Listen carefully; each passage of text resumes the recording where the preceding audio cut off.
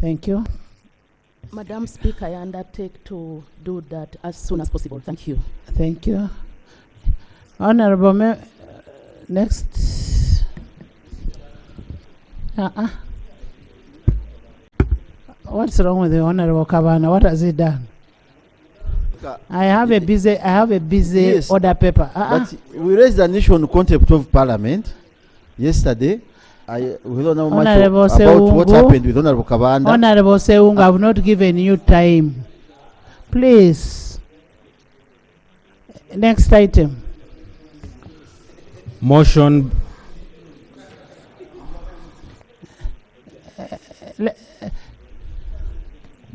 Thank you, Madam Speaker. Madam Speaker, this is a follow-up on the commitment that was made on this floor by the Ministry of Justice, represented by the Attorney General, on the prisoners on detention. And it was your order, Madam Speaker. To put it on the order paper.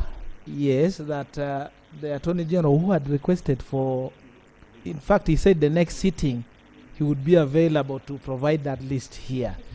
And up to today, we still have those long list of people who are incarcerated, the different categories, and the Attorney General is not moving this Parliament in that right direction. Relatedly also, Madam Speaker, this House was receiving briefings every week on the progress by the executive on implementation of the orders of the Supreme Court. It was an agreement here that would be updated on the steps that they were taking, and would be happy to receive from the Attorney General the latest. Given that we are reading so much, I'm sure you have learned, I have learned too, that one of the principal prisoners, Dr. Besige, is indisposed. An explanation has been made that he is actually on a hunger strike. And that does not speak well, because this House made pronouncement in regard to that matter, and several others who are in Karamoja, in Lira, different prisons. So would the Attorney General honor that commitment that he made to this House, that he would bring the complete list and then the status of each and every person who is detained and the steps that they are taking to ensure that they access justice, Madam Speaker? And on the ruling, together with the one of the ruling of Supreme Court, so can you give us that status tomorrow? Yes. Thank you, Right Honourable Speaker. I must confess I did not clearly understand what is required, because he seemed to raise two issues. There was an issue that came from the Human Rights Committee about people on prolonged detention, and then the other issue was the enforcement of the Supreme Court judgment. Which one of the two? He's asking for both. For both. Okay. Yes. You are saying I can respond tomorrow, or you want me to say something now? I need your guidance. Do you have the names with you as you are? Right Honourable Speaker. Council, can you do it tomorrow? Right Honourable Speaker, on the first issue. Daga, can you do it tomorrow? I don't want it to be ambushed like tomorrow. Thank you very much, Right Honourable. Yes. Thank you. Next item. Motion by the Minister of Internal Affairs to withdraw the Forensic Evidence Bill 2024. Honourable members, as I earlier on guided in my communication, I now want to invite the Minister of Internal Affairs to withdraw the Forensic Evidence Bill 2024 that is currently before the Committee of Defense and Internal Affairs. Honourable Minister. Right Honourable Speaker, honourable members, I beg to move under Rule 141 of the Rules of Procedure to withdraw the bill entitled the Forensic Evidence Bill 2024. I beg to move. Seconded. Seconded by Honourable Kabanda.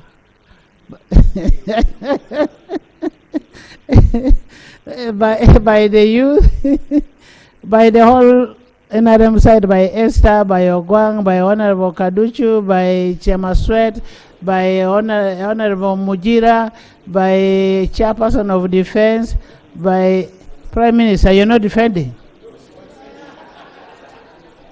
By the Prime Minister, by Tungo, by Olanya, by Angura, by Museveni, by Isaac, by Eseno, Peter, Tom, Isaac, Chikube, Faith, Joel, Obama, Gerald, Macho, Margaret, Emmanuel, Linda, Chut, Led, and Honorable Katuntu, plus Honorable Nekesa, Honorable Alanyo, Honorable Milton, Joel Sebakali, not Joel's the Lope. You want the bill, and then all the elders there at the corner, the senior elders of this country. Genesis, Thank you so much. Honorable, would you want to tell us why you want to withdraw your bill? Right, Honorable Speaker. That bill, as you recall, was tabled here for the first reading, then it went to the committee. But in the course of the interaction with the committee and within our own consultations, we found that there are things that need to be aligned within the bill itself, but also which, if done, would substantially change it. So, and the only recourse was to request that it be withdrawn and then brought back for reconsideration. Thank you so much. Honorable members, I now put a question that the Forensic Evidence Bill 2024 be withdrawn from the House. Those in favor say aye, and the contrary nay. The ayes have it. Honorable members, the Forensic Evidence Bill 2024 stands withdrawn. Thank you. Item 3 on the order paper. Laying of reports by the Leader of the Opposition in Parliament pursuant to Rule 35 of the Rules of Procedure.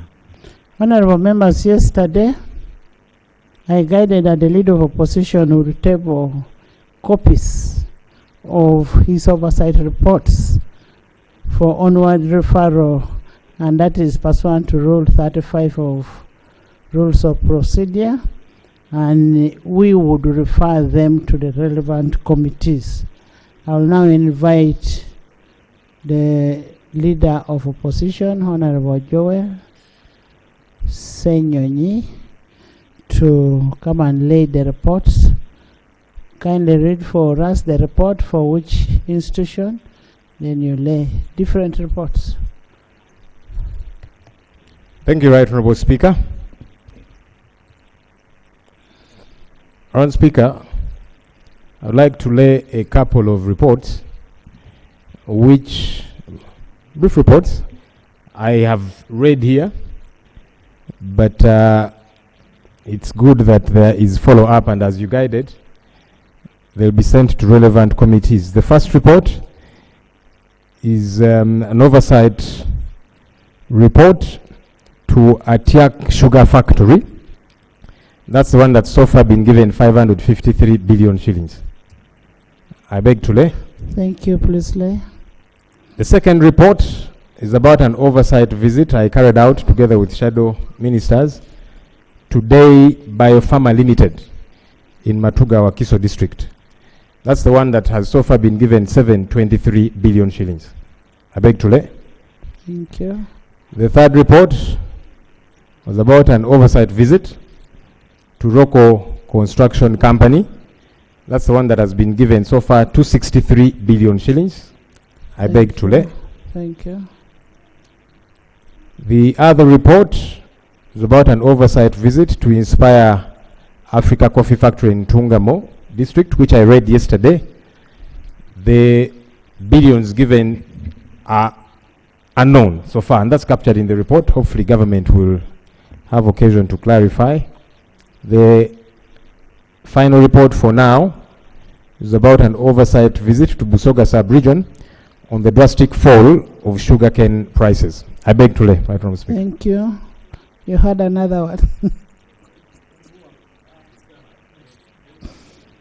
Thank you, Leader of Opposition. The reports are accordingly referred to the relevant parliamentary committees, ministries, departments and agencies for action and report back to this House. And we are giving the committees,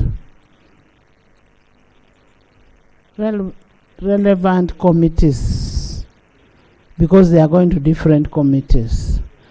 The word relevant would mean that I will guide, because I'm going to write a letter to different committees.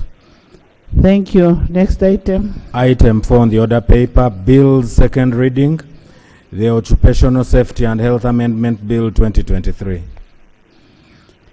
Honorable Minister of Gender, Labour and Social Development, would you move a motion?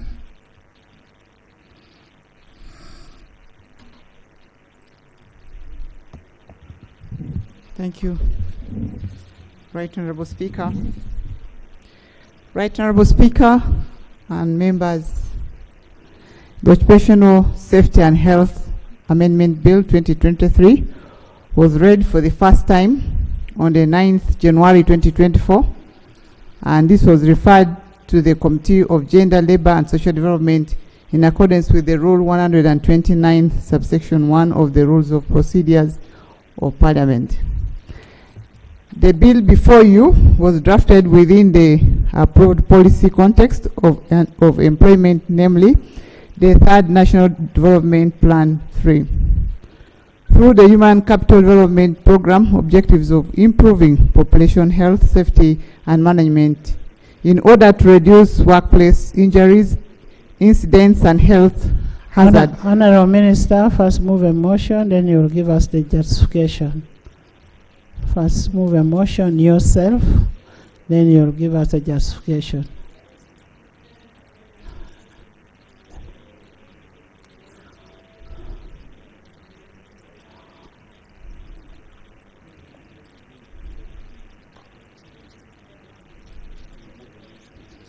You're moving a motion for the second reading of... Right Honourable Speaker, we're moving the motion for the second reading. Of what? Say the name of the bill.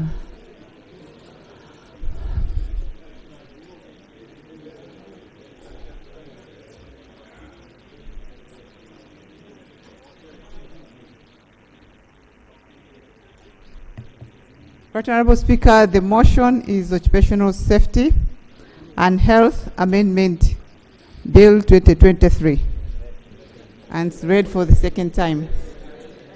Honourable members, the Minister is moving a motion for the second reading of Occupational Safety and Health Amendment Bill 2023. That is the motion that the Minister is reading. Is it seconded? Is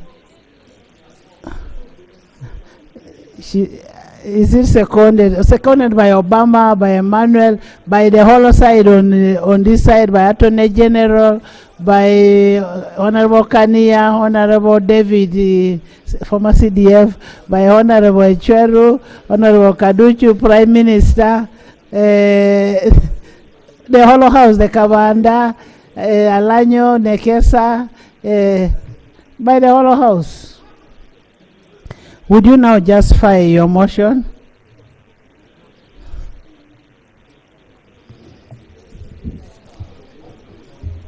Right Honourable Speaker and Honourable members. Honourable members, can I have your attention? You think it is easy to stand there and speak? Yes. Right Honourable Speaker, let me stand up properly.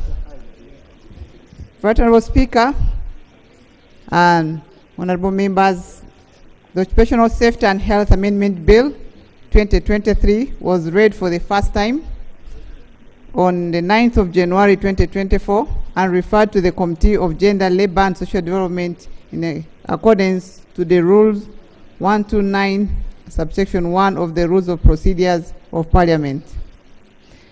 The bill before you was drafted within the approved policy context on employment, namely the Third National Development Plan 3, through the Human Capital Development Program objective of improving population health, safety, and management. In order to reduce workplace injuries, incidents, and health hazard, as well as the proposed national employment policy. Fourth objective, to promote safety and health working environment. Honorable Speaker, honorable members, the OSH Amendment Bill is intended to address the prevailing challenges registered under the current law on occupational safety and health. The Occupational Safety and Health Amendment Bill 2023 seeks to address the challenges and gaps through the 5 principles, which include: 1, providing a clear process and responsibility for prosecution of offenders in courts of law. Expand the scope of the law to cater for all workplaces. Streamline powers of the ministers responsible for labor to make regulations. Remove inconsistency from the law and harmonize with other laws. Right Honorable Speaker, honorable members, since the approval of the principle of this bill in November 2021 and the first reading of the bill on the 9th of January 2024, consultations have been conducted with various stakeholders through the collective effort of Gender, Labor and Ministry of Gender, Labor and Social Development Committee of Parliament, the Attorney General and various stakeholders. The bill has since been processed. Right Honorable Speaker, I would like therefore to invite you to pass the OSH Amendment Bill 2023. I thank you. Thank you so much. I now invite the chairperson of the Committee of Gender, Labor and Social Development to present the committee report on the bill.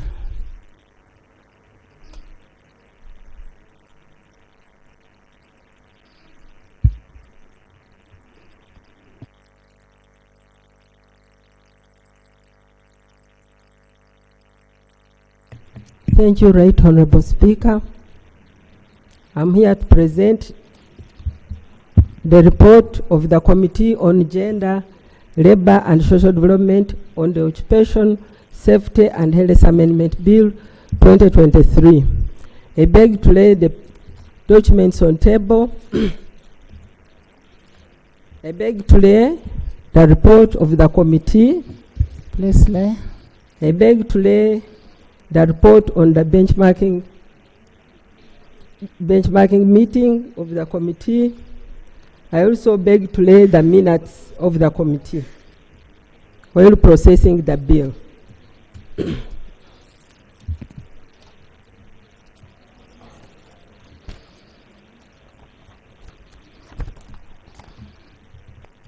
Right Honorable Speaker, the Occupational Safety and Health Amendment Bill 2023 was read for the first time on 9th January 2024 and referred to the Committee on Gender, Labor and Social Development in accordance with Rule 1291 of the Rules of Procedure of Parliament.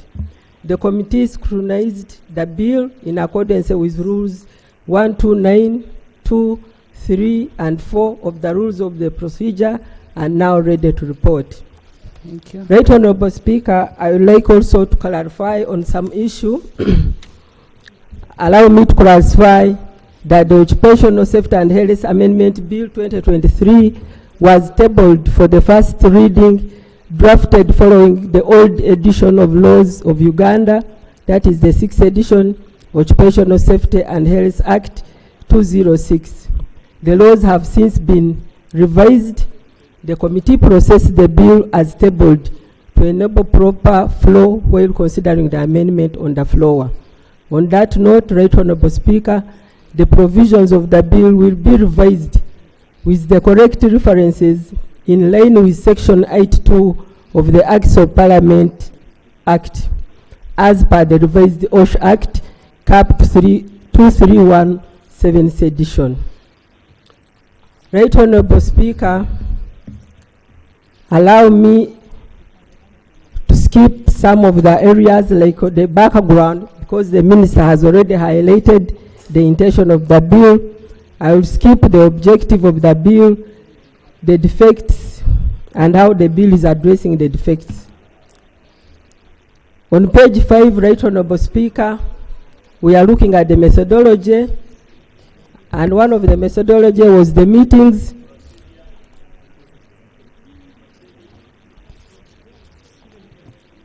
Yes, procedure matter. Thank you, Right Honorable Speaker. Before you raise your procedure, in the public gallery this afternoon we have a group of student leaders from the Guild Representative Council of Makerere University. They are represented by Honorable Kazibwe Bashir Bazira and Honorable Malende Shamim. You're most welcome. Where are you? Students, where are you? Stand up. You're most welcome. Join me in welcoming them. Welcome to your parliament. They are here to observe the proceedings of this house. You're most welcome. Thank you for coming to your house. Thank you. In the public gallery this afternoon, we have a group of students from Madi sub-region, which include Obongi, Moyo, Ajuman, under the Madi Students Union. They are represented by Honorable Alero Tom Azam,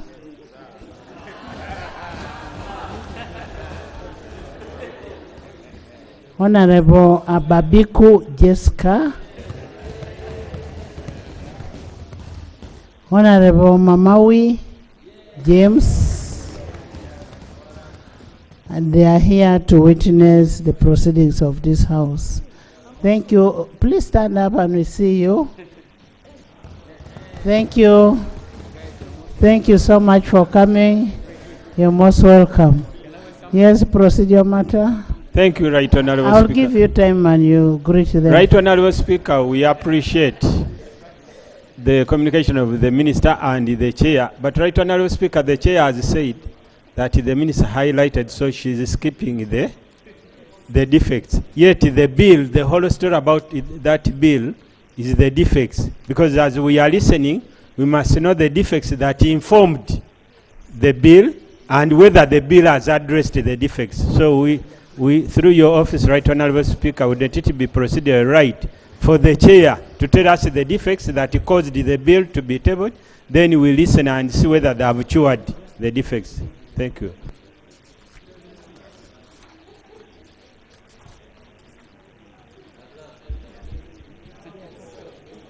Honorable member, what the chair was saying, the minister had already talked about the objects of the bill, the defects of the bill.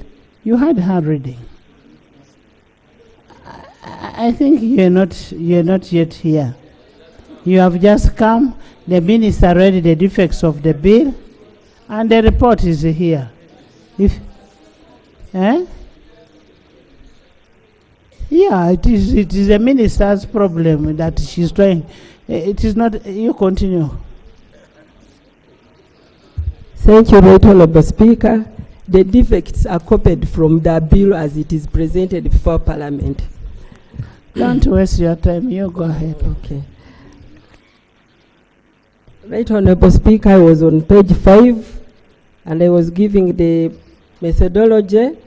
As you can see on that page, the meetings, the stakeholders are highlighted. We reviewed some documents, they are also highlighted. We had some field visits to some 3 companies, they are listed there. Then we had a benchmarking visit. The committee sent a delegation for benchmarking visit to Nairobi, Kenya, coordinated by Kenya Central Organization of Trade Unions.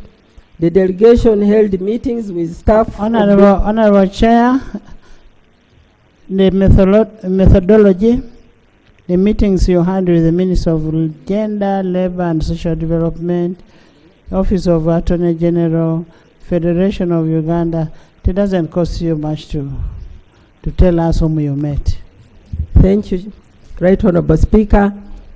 The committee met with and received written memoranda from the following: Ministry of Gender, Labor and Social Development, Office of the Attorney General, Federation of Uganda Employers, Central Organization of Free Trade Unions, National Organizations of Trade Unions, Platform for Labor Action, Uganda Small Scale Industries Association, Safety and Health Association of Uganda. Then we also met Dr. Ekwaro Ebuku as an individual. 6.2, we reviewed the documents, the Constitution of the Republic of Uganda, the Occupational Safety and Health Act 206, the ILO Convention 155. We also had a field visit. We visited Land Industries Uganda, Saino Uganda, Mbali Industrial Park, Tembo Steel, Uganda Limited. We also had a benchmarking visit. The committee sent a delegation for benchmarking visit to Nairobi, Kenya, coordinated by Kenya Central Organizations of Trade. The delegation held meetings with staff of the Directorate of Occupational Safety and Health Services, Ministry of Gender and Social Protection. The report has been laid on table. General observations and recommendations. Limited scope of the bill in addressing the defects in the current OSH law. The committee observed that whereas according to the memorandum of the bill, the intention of the bill is to expand the scope of the application of the OSH law and provide for the changes at the workplace arising from the new dynamics and rapidly evolving sectors such as telecommunication and extractive industry, the bill does not effectively address this defect. For instance, the committee observed that the submissions of the Ministry of Gender, Labor and Social Development, Federation of Uganda Employment, Uganda National Association of the Community and Occupational Health, that whereas the bill sought to provide a proposal on the new changes arising at the workplace from the new work dynamics, like new hazards in the telecommunications and extractive industries, the bill did not provide for internationally recognized OSH standards and practices like the obligations of an employer to carry out safety and health risk assessment and health surveillance plans which evaluate health-related hazards and the workplace and monitor the safety of the health of workers and health of workers.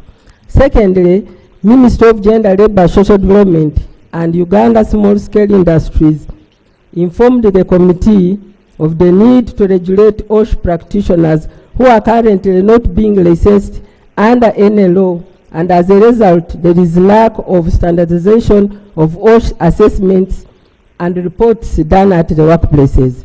In addition, the Federation of Uganda Employers noted that the current provision of the first aid were archaic and did not provide for internationally recognized practices like an employer to put in place a first aid assessment plan. The committee recommends that the additional proposals should be adopted to form part of the bill so as to enrich the intention of the bill. Compliance with occupational safety and health standards by enterprises. The committee carried out assessment of occupational safety health status in selected factories during the consideration of the bill and observed that whereas certain workplaces had put in place safety and health measures for their workers, in others there were still gaps that needed to be addressed. The committee recommends that the Minister of Gender, Labour and Social Development regularly follows up on issues of compliance and effective implementation of occupational safety and health laws and measures in all workplaces. Absence of occupational health services for employees at workplace. The committee observed that the current law does not have provisions obligating the employer to provide occupational health services for his or her workers, like counseling, body fitness activities, stress management aimed at their wellness and mental health management. In many workplaces, long working hours and demanding job responsibilities have become the norm. The pressure to meet targets and the fear of job insecurity creates an environment that fosters stress and anxiety in the workers, which can contribute to unhealthy lifestyles and mental health challenges. The committee recommends that the amendment in the bill, which seeks to impose an obligation on the employer to provide occupational health services aimed at protecting the wellness of the workers at the workplace, be adopted. Delayed operationalization of Occupational Safety and Health Board. The committee noted that Section 10 of OSH Act establishes the Occupational Safety and Health Board, which is to give expert advice to the minister on matters concerning occupational safety and health and welfare at the working environment. However, 18 years later, the board has never been operationalized, which has resulted in difficulties to execute key policy formulation.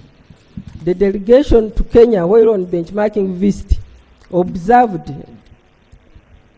that Ministry of Labour and Social Protection, under its Directorate of Occupational Safety and Health Services, has a fully-fledged training institution on OSH, that is the National Institute of Occupational Safety and Health. Its mandate is awareness creation on OSH, training of workers and employers in safety and health, and carrying out research on matters relating occupational and safety health. It was also further noted that Kenya has an established National Council for OSH, which functions is to advise Cabinet Secretary on OSH policy matter, best practices on OSH, among others. The committee therefore recommends that Ministry of Gender, Labour and Social Development should fast track the operationalization of Occupational Safety and Health Board. OSH management information regarding numbers of OSH inspectors. According to OSH Management Information System, a database developed by Ministry of Gender, Labour and Social Development, there are 21 government OSH inspectors, compared to the many registered workplaces estimated to be over 8,000. According to Ministry of Gender, Labour and Social Development, in 2024 alone, 1,572 workplaces were registered.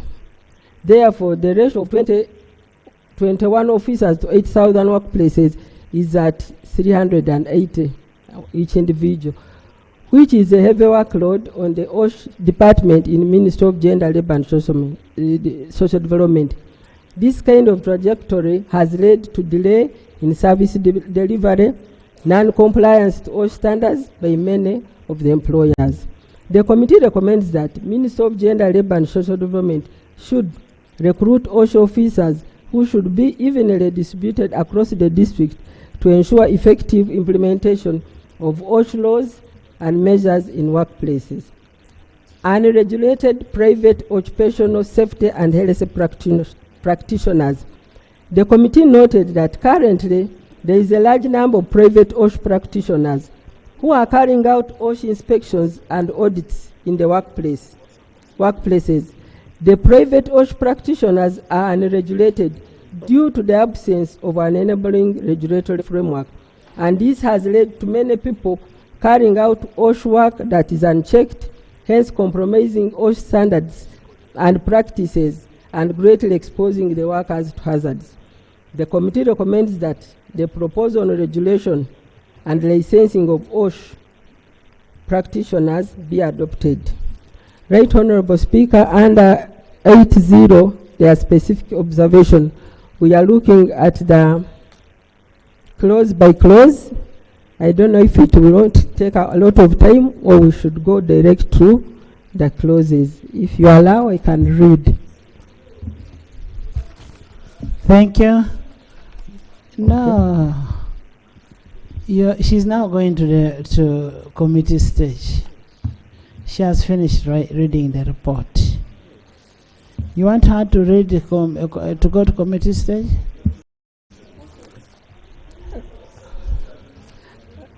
Right Honorable Speaker, at the report there is specific observations and recommendations, but they touch on the amendments. For reading them would mean doing it in a double way because there is already one. Ethel? Let me conclude on the report.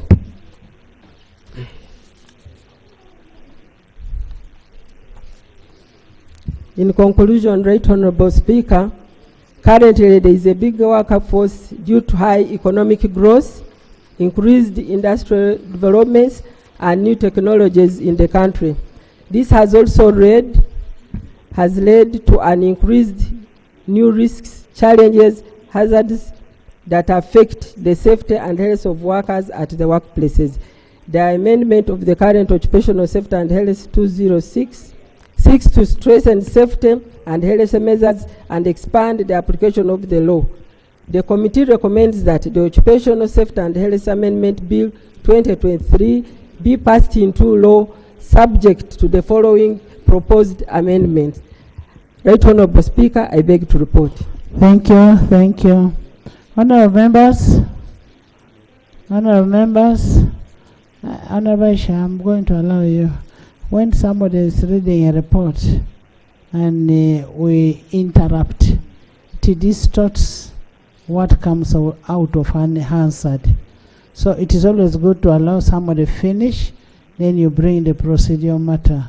So that when it is somebody out there who is reading, he reads in a way that it flows. Yes, procedural matter.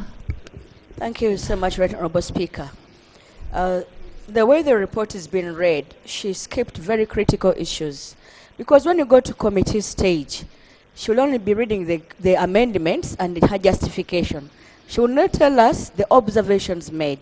It's so important to us that the observations they made, they come to record.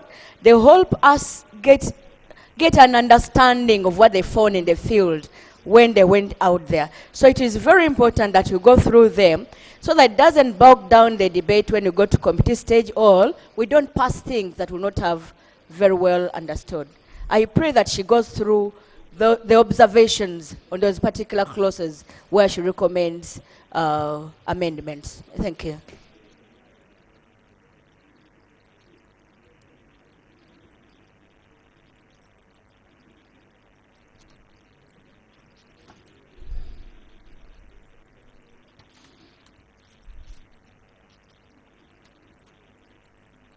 Do you have a report with you? Yes, I do have the report. Please, just check. Let's go together. 8.1.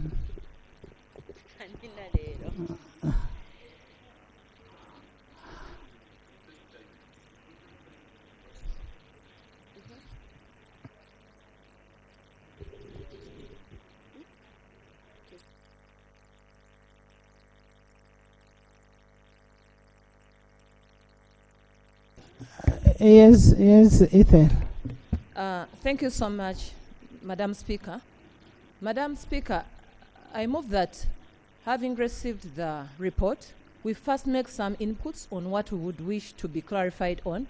Then later on, we get to committee stage, and that's where we shall be now getting close to close, asking for clarification on that matter. But there are some general inquiries we would wish to move. So my motion is that the House first debates get some the clarity report over some matters of the report, and we inquire from the minister. What and later we proceed. Hajat is saying, we should also look at the recommendations that have been made clause by clause.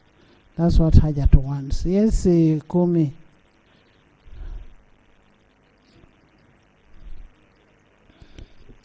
Right Honorable Speaker, now that this is an amendment bill, normally, in my view, it's very, very important that we go through the entire report. Because you might find that some of the issues are highly controversial, and people need to understand them, and that is exactly what brings out the debate. Because we must fix what we want to fix here. By the time we go for committee stage, we are simply passing what we have already agreed on. My view is that it will be proper that she completes the entire report, we understand it, so that we pass what we know.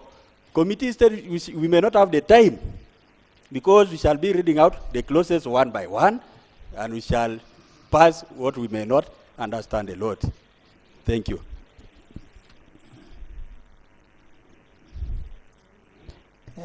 Jonah? Jonah, not Jonathan. Madam Speaker, Hey. the report is in our iPads. We have read the report. If we have anything to amend or to change, we go through the iPads. He's called Jonathan also.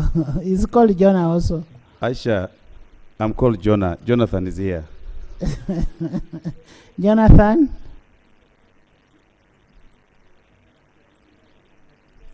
Honorable members, we have the report here, and the report is the report that the committee gives is basically to inform the debate.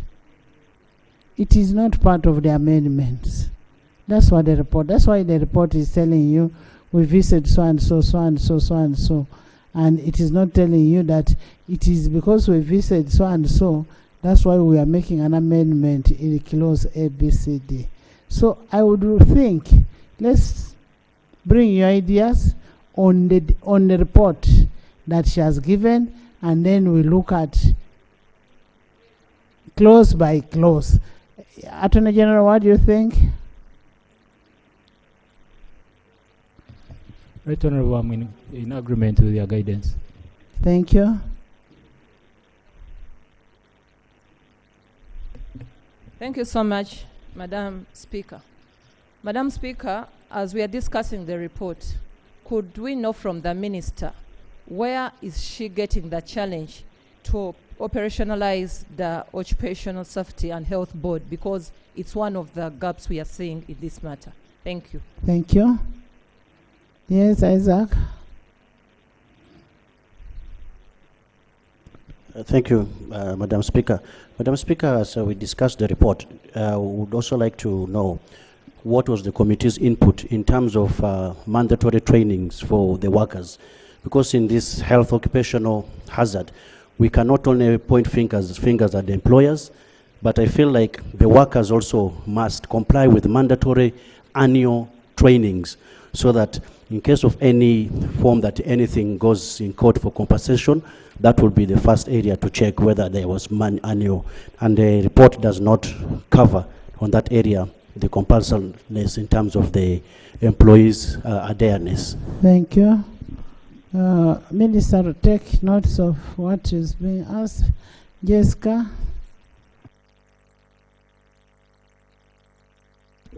Thank you, Right Honourable Speaker, for the opportunity. I need clarity on one of the key issues raised in the report, that is the non-operationalization of the board. And yet we have just concluded our decision on rationalization. So I'll wish to know the effect of rationalization on the comment of the committee on the operationalization of the board. Thank you. Thank you. Butambala. Thank you, Right Honourable Speaker. One of the biggest defects of the law, existing law, is that it didn't give due consideration to people that work from homes. I want to know in the proposal that we have, because you know, over time you're now popularizing cottage industries, people working from home, and even people that serve us. Does the report and the proposed amendments take into consideration people that have get occupational hazards while working from our respective homes? Thank you. Lillian, then Silo. Thank you, Right Honorable Speaker. I would like to seek clarification from the chair on the unregulated private occupational practitioners. Right Honorable Speaker, I came across a private occupational practitioner assessing in a small private business that I have. They came with a letter purportedly to have been given by Ministry of Gender.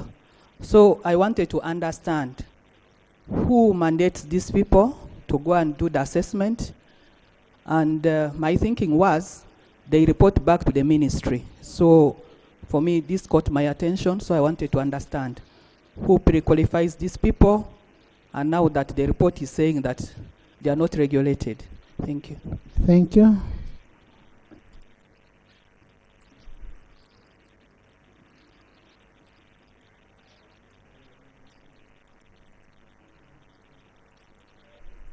Right Honorable, just yesterday but one, a retired army officer, okay, private, I don't know whether they also called officers, came to me in the constituency and reported the suffering that they went through when they had been mobilized to go for national duty in Somalia. And the truck rolled along the way. Honorable, both. And the person nearly lost his arm. You first start from where? Just yesterday but one. Just yesterday but one. A retired UPF officer who told me his story that he was recalled back to service and they were meant to go to Somalia between 2020 and 2022. Unfortunately, along the Tirinyi Road, the truck got an accident. Many of them got injured. He was unfortunate because his arm got under the truck which was rolling on the tarmac, and it was nearly cut off. But by God's grace, doctors managed the situation. Today, he cannot even lift a cup of water using that word, hand. This man was given 3 million shillings. But remember, 3 million shillings. He can no longer do any work that is meaningful. And I have his document that I'm going to submit to you after this. Right Honorable Speaker, the real issue that I want to bring out is that in this report, I have not heard from the committee as to how many of these people who suffer these injustices of occupational nature that you heard from. Because they are the ones who can tell you the real story. How many of them came before this committee so that they tell you the real suffering that they have gone through? I have also heard from a young girl who worked in the industrial area. She said that for her, they have decided now to lock her out. The Indians do not want to see her within their premises. Did you hear from such people? So that they give you the real story that helps you to inform what we need to do in this law. I now want to say, one, Right Honorable Speaker, we need to see how we can put in this law the aspect of ensuring that entities provide budgets for health and occupational safety, and it has to come through the law. That will be a good thing. Number two, the issue of recruitment should be a command that comes through the law. We are not just going to recommend to the Ministry of Gender, but it should be planted in the law. If we are saying that every district should recruit, and I guess this is a government bill. If it's not a government bill, let government allow that we should recruit people who are going to do this. And what are the functions of the board? The one which is doing the occupational safety work. We should be able to do audits to see whether people are not flouting what is in the law. So that those who are flouting the law, we withdraw their certificates. First of all, have you established that there is a board? The law that was done previously, I don't know what could have happened.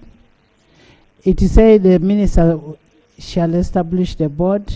It did not give, through regulations, it did not give the number of the board members, and then the regulations were never brought to this house. So So, Right Honorable Speaker, those are some of the audits that this House should do. Actually, because that's our oversight work. Some people now need to be arrested for failing to do what they are supposed to be doing. If you were supposed to establish a board, why did you fail to do that? Because that is the life of the citizens of this country. They need to survive. Somebody needs to be their voice. And if you are given work and you are not going to do it, there are many members of parliament here who can be ministers. Why are they not recruiting them to those positions? Yes, so, yes, even me myself, Honorable Silo, instead of thinking of arresting ministers or whichever, in the rules that we are making, that we are going to go to after here, we have a provision where we are going to have subsidiary regulations. We will have a committee on subsidiary regulations that shall follow on the rules, on the laws that we have passed. I think, Right Honorable Speaker, you would have given a New Year's gift to this country if we do that, because it will solve many, many problems. I'll be welcoming information after one submission yet. But you're taking a lot of time. The last one, because my interest is actually this subject. That's why I'm taking a long time, Right Honorable Speaker. When I look at the issue of the entities that are stubborn in terms of compensation, we must be able to input a section here which provides that if an entity does not comply with the requirements of the law regarding the occupational safety and work, then that person, that entity, they should revoke the license. That will put them in tenterhooks to deliver. Let me take the information from my sisters, starting from you. And then Honorable Kavanda, then Honorable Workers. Thank you. Honorable Baka, after Honorable Kavanda. Thank you, Right Honorable Speaker. Right Honorable Speaker, the information I wanted to give to Honorable Sairo is that what we are discussing is the Occupational Safety and Health Amendment Bill. What is raising falls under Occupational Act. So, and Employment Act. So it's different. We shouldn't confuse the two. I thank you for that information. Honorable Baka. Right Honorable. Honorable Baka. Right Honorable, he was giving me the information. Baka. Right Honorable Speaker, and I want to thank my colleagues for that concern. As he has rightly said, we are concerned with occupational safety and health. There is Workmen's Compensation Act and there is Employment Act. But when we come to the committee stage where we need amendments for remedies of the employer who has not complied with occupational health and safety, you are going to hear them. I thank you for that. Thank you. Thank you. Ntungamo. Thank you so much, Madam Speaker.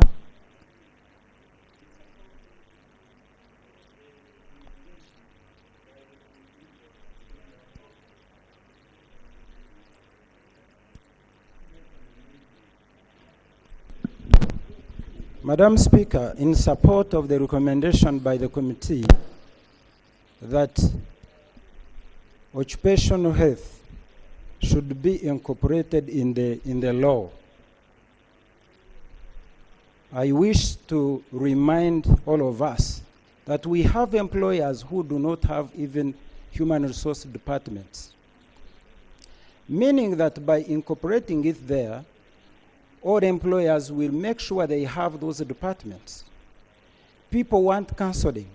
People get jobs, but they end up leaving them because of several challenges. Having no such a department, someone wants a job, the employer wants an employee, but the employers cannot be retained. Yet there is competition for good talents in the whole world. You lose employees because you are not catering for them. So that will make Uganda one of the best destinations for employees, and we shall be able to maintain our talents and even attract talent from abroad. Thank you, Madam Speaker. Thank you. Can I hear from the Minister first? Apollo. Thank you. Then Mubende. Thank you so much, Right Honourable Then Speaker. Tom. Right Honourable, mine is on page 6, Roman 3, which is indicating that the recruitment agencies are only accredited and not licensed as demanded by the law. And when you look at 4.4, where the committee made recommendations, they were only concentrating on who should take the responsibility of providing the licenses to such institutions. My proposal, Right Honourable, is that since the law provides for it, any recruitment agency that does not have a license should not be allowed to carry on the duties, which is missing in the report. Thank you so much, Right Honourable. Chair. Let me first get a chair's mind on that. Thank you, Right Honourable Speaker. I think the Honourable has gone to the employment amendment bill. That is not part of the OSH bill.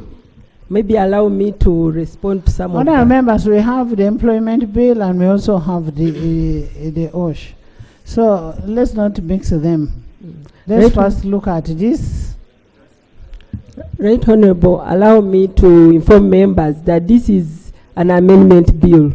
The OSH law is very comprehensive with a lot of details, but we are having an amendment bill which had specific areas, sections they wanted to amend, and that's why we have responded.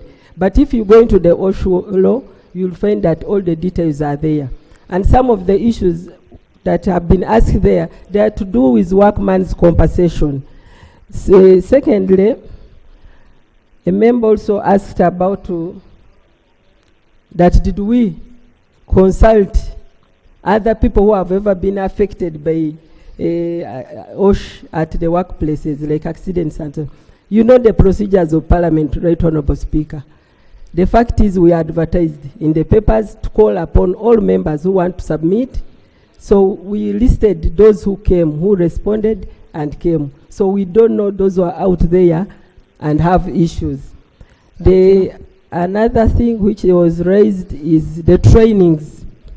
The trainings are also provided for. That's why even workplaces have committees, joint committees of staff and management that oversee the activities concerning OSH at workplaces.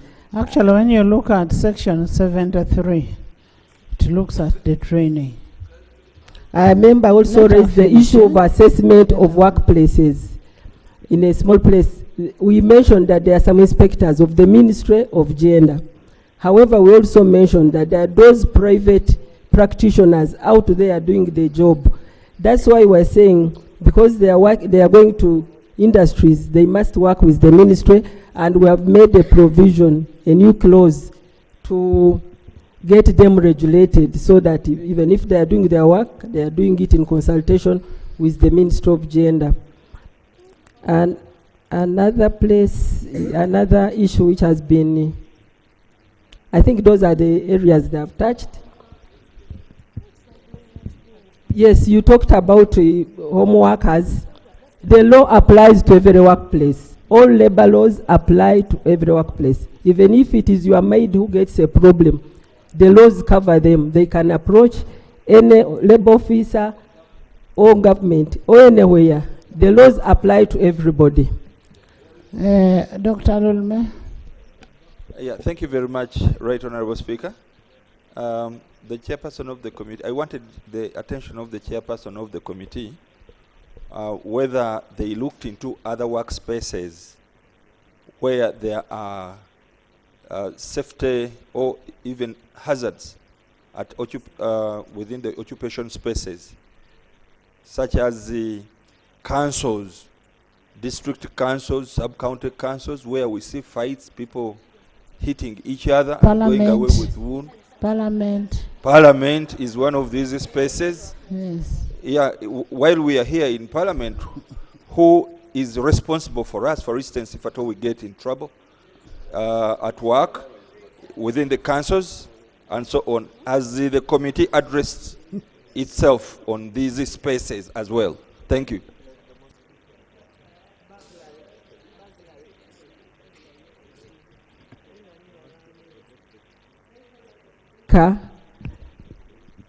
if somebody is coming to work in most workplaces, then gets an accident, that person will be compensated under the workman's compensation. Those people are provided for. And I'm sure even at Parliament, if we got an injured here, we are supposed to be taken care of. But Honorable Ulume has widened the space to people who are fighting out there, fighting against each other. Those ones become criminal issues where you need to report to police. Thank you. Oza? Thank you very much, Right Honorable Speaker, for the opportunity. Thank you very much, Chair. Madam Speaker, West Nile has been invaded by illegal gold miners. Others are in Metu Hills, others in Terego, others in Yumbe. And more often than not, these people do not follow occupational safety rules. No helmets, no gloves. They enter into tunnels where there's a lot of heat. And when they come out, they become sick. Still, they are not being catered for. So all this will be put into consideration. Thank you very much. Are those people employed to do that, or they go willingly? Right, Honorable Speaker, they are illegal. They are illegal. Those are illegal gold miners. If they are illegal, then honorable members, we need to move. Yes. Thank you. One clarification from Minister, and I'm happy she's coming up.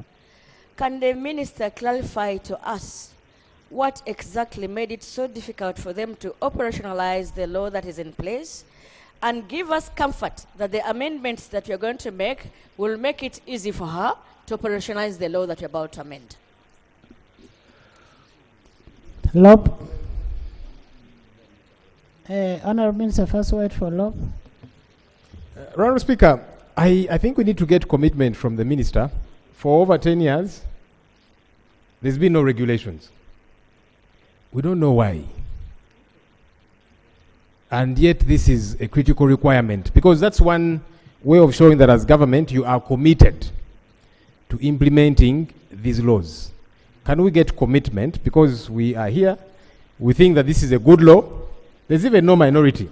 I was consulting my colleague, the Shadow Minister for Gender, and she told me in the committee they were moving in sync, because these are matters that are for the good of everybody. So now that we are committed to bettering this law, can we get commitment from the Minister that as soon as, I don't know, you will commit to us, the regulations get to come? Thank you. Thank you. Thank you. Honorable Minister. Hey, that was Mubende.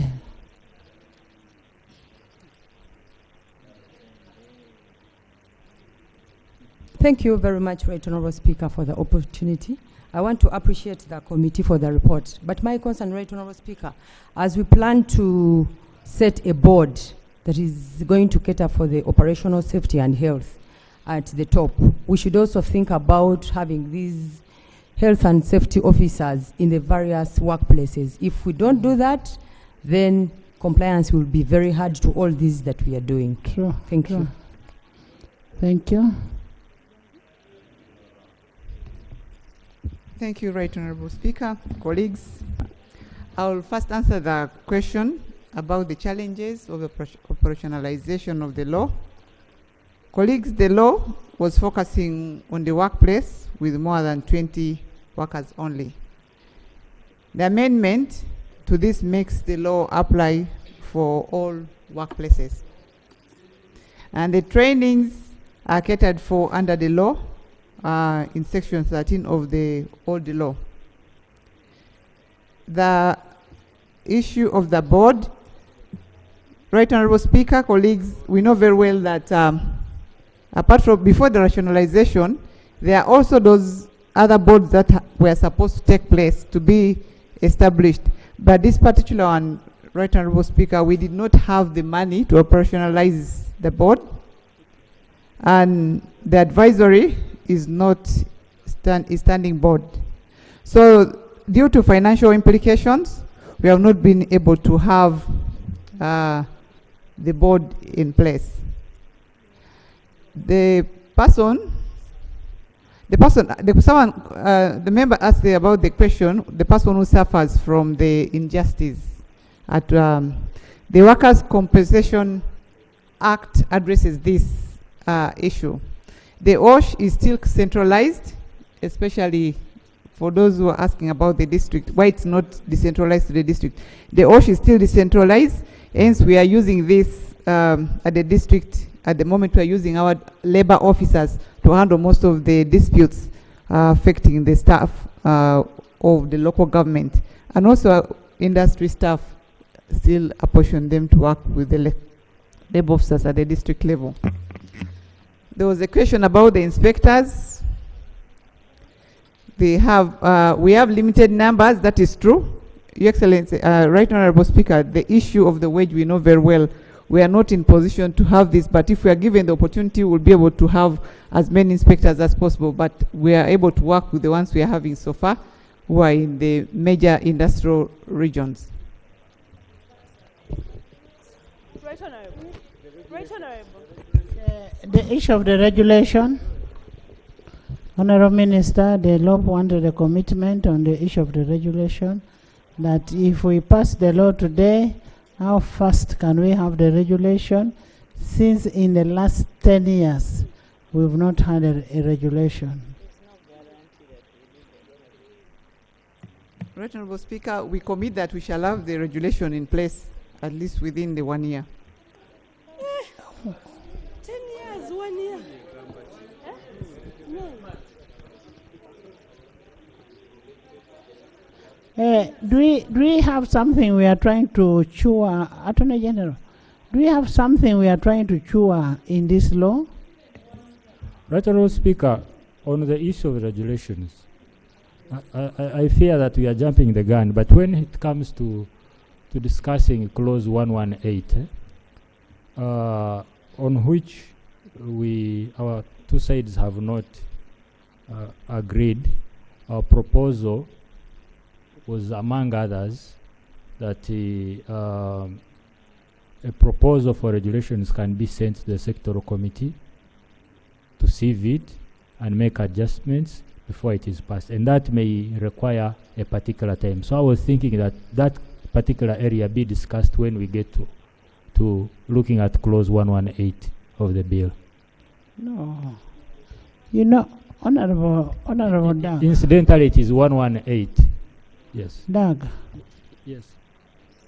What we are saying, when we pass this law, do we expect regulations as soon as possible? Because it has been there. Right Honourable Speaker, I do not want to commit on behalf of my colleague, but this is what I can say, because the Honourable Minister would have to work with the Attorney General's chambers. We should have this done at most within 4 months. What does clause 118 say? 118 talks about the minister establishing regulations and whether he's required to table them in Parliament for approval or not. Clause 118 of which law? This one? Yes, the occupational safety.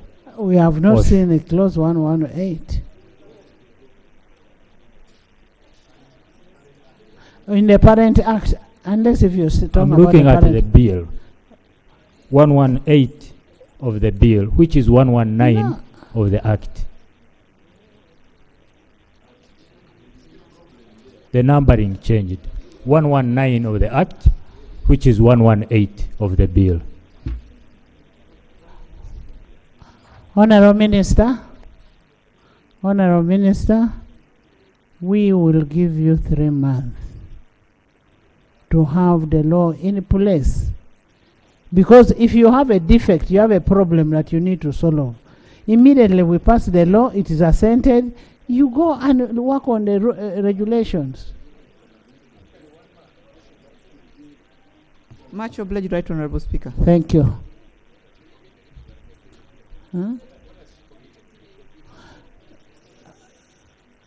Lopez asking you, what have you committed to? That in how long you will bring the regulation? Right Honourable Speaker, we are committing that in 3 months we shall be having the regulation in place. Thank you. Honourable members, if you agree with us, if we pass that regulation of on the legislative scrutiny, we are going to get members to make a follow-up on these regulations. And we'll even name the members tomorrow, so that we now see.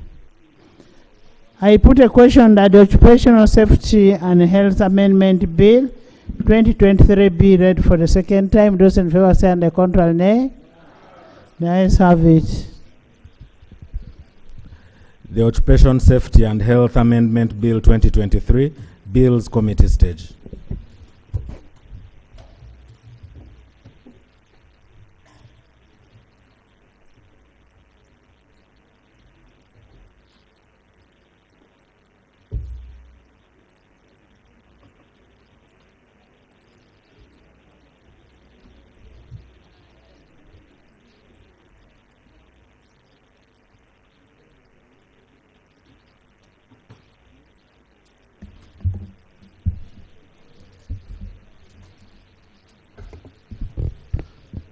Clause 1.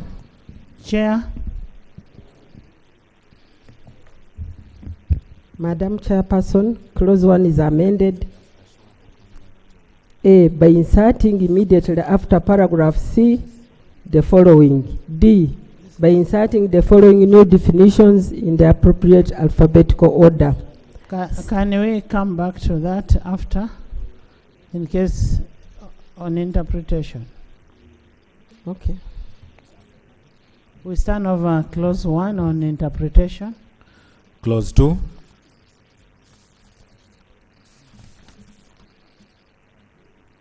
Clause 2, there is no amendment.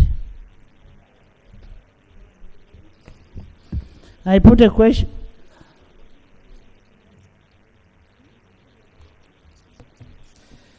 Madam Chair, on this clause 2, which seeks to amend section 9, it reads that an inspector may, in consultation with the Director of Public Prosecution, prosecute, as the case may be, before a court any charge, information, complaint, or other proceedings arising under this act or in the discharge of his or her duty.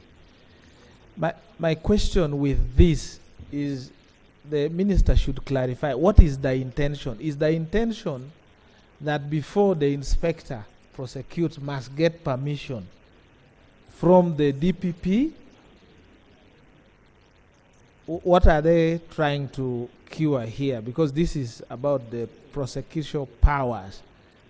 And then two, in the Mother Act, these powers were limited to prosecute before a magistrate's court. And then under clause 2, it was also provided that you could not challenge when a charge is brought at the instance of the inspector, you would not charge. So why are you doing away with that provision and now making it wide for the inspector first to now go to any other court, removing the limitation around the magistrate's court? But also the wordings here appear that this provision of the DPP can be dispensed with, because it's saying the inspector may, in consultation. So it leaves that discretion to the inspector. Chair, we have not gotten exactly what he was mentioning. Maybe you can repeat again. Attorney, did you understand? Where the law says that before the inspector prosecutes, he must get permission from the DPP. But then the question is, what qualification is the inspector? Does he have the powers to prosecute? I mean, yes, to prosecute. And how do you go and get the powers from DPP for you to be able? Because now when you read in the Parent Act, Section 3, who is an inspector, the appointment of inspectors, subject to any written law relating to the appointments of a person to the specific service, there shall be appointed commissioner and any other inspectors as may be necessary for the purpose of this act. So an inspector will be appointed for the purpose of this act. However, you're saying in the Parent Act, put it, section 2, in the bill, powers of an inspector to prosecute.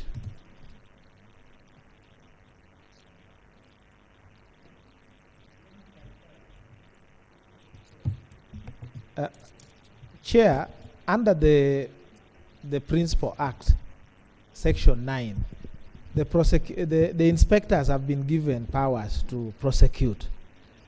And under subsection 1, an inspector may prosecute or conduct, as the case may be, before a magistrate's court, any charge, information, complaint, or other proceedings arising under this act or in the discharge of his or her duty. And then under subsection 2, it says where prosecution is brought at the instance of an inspector or prosecution is conducted by an inspector, an objection to the competency of the inspector to give evidence as a witness in the prosecution shall not be sustained. Now, these two provisions are being dealt away with. They are replacing it with a new, as proposed in the bill under clause 9. But what they are introducing first is that they seem to be interested in giving the DPP a role which was not under the previous.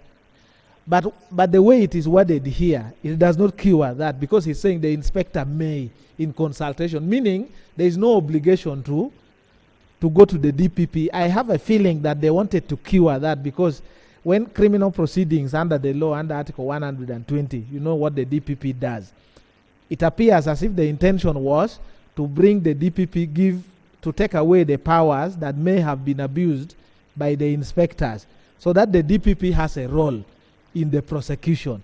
But the way it is worded here means that the inspector can still actually prosecute without the DPP. That's the issue I wanted to raise first. Then secondly, is that in the Principal Act, the powers to the inspector was limited to prosecution in the magistrate's court. Now, when you do away with that, it's now you have given the inspector powers to prosecute in any court, including the court-martial, by the way, if I may tell you. Yeah. So is the intention that now the inspector can actually charge me? Yeah. No, it's still a court, I believe. Is the intention now that when I've not managed my workplace very well and I've breached certain provision, the inspector can actually now say, I'm going to charge you in the court-martial?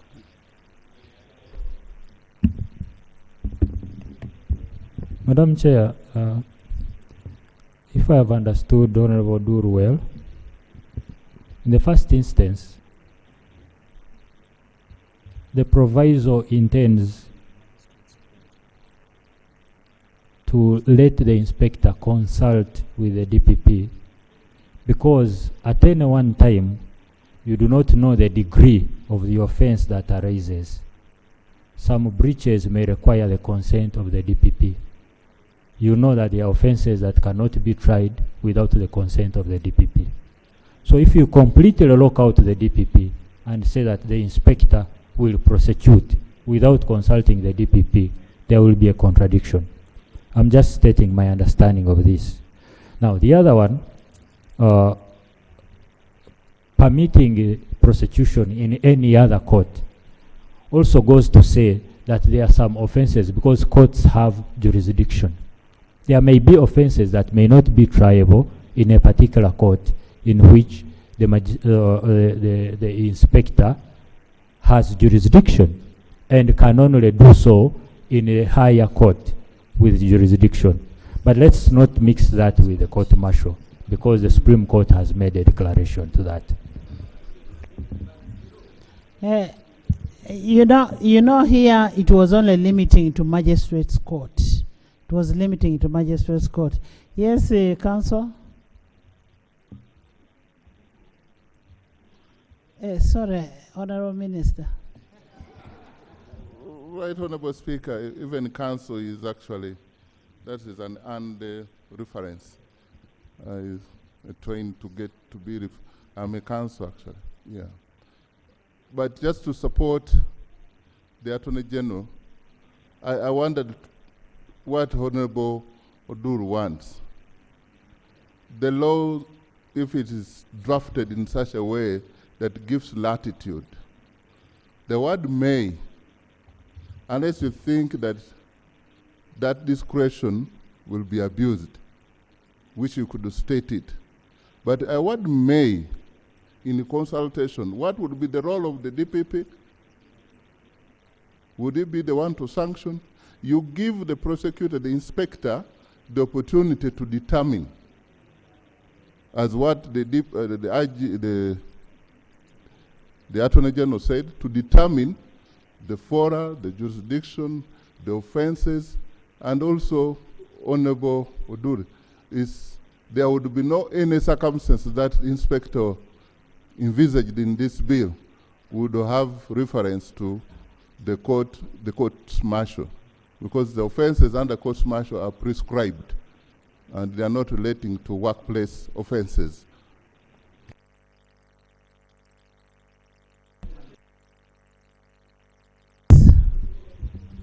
Honorable members,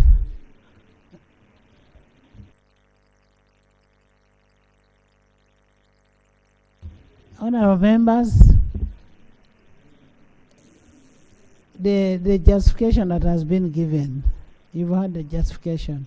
Honorable Duru, are you satisfied? At least one thing you're sure that it will not be court-martial, but it will be a competent court. And we are trying not to limit really to magistrates' court, because of the gravity of the matter may be higher than what magistrates' court may handle. Chair, one of the observations by the justices of the Supreme Court is that when we come here, instead of clarifying certain situations, we leave it to be open. And in that judgment, court-martial has been recognized as a court. It is the jurisdiction that is in question. They didn't say it is not. So when you leave the word court here, and court-martial is a court, it can, and I wanted that to be on the record. Secondly, if the Attorney General could actually tell us which offenses assuming are we here. say a competent court, because that would depend on the what? You just put a competent court before a competent court. Chair, I didn't want to go into that argument because that court also in some cases. But the point I wanted to raise is that if the intention here, for me, if you read carefully Article 120, my thinking and my interpretation is that no criminal proceedings, including even those ones in the court martial, can actually be started without the DPP. So here, if the intention is that you want to involve the DPP, the word may, I am uncomfortable with that. Because the DPP is the public guarantor of abuse by the executive. The DPP, that's the role. The Directorate of Public Prosecution was put there and said so you shall be independent, so that in case the executive has some excess and wants to abuse, the DPP is supposed to guarantee that by saying stop, don't charge, or charge, something like that. Do you have an issue with the shall? Right, Honorable. I like the eloquence of my colleague, but allow me to say this. If you read the OSH, the bill as it is intended to create a mechanism to oversee and enforce safety within the health system. In essence, it's creating a kind of pseudo-disciplinary committee. I do not want to be quoted on those particular words, but I'm just using figuratively speaking. A court within a health system, okay? Meaning that there are certain things that can be handled within that system, within that health setup, without necessarily referring them to the DPP. That's why they are saying they are those that may be exaggerated and may require the consent or consultation with the DPP. That's why we should use may and not shall.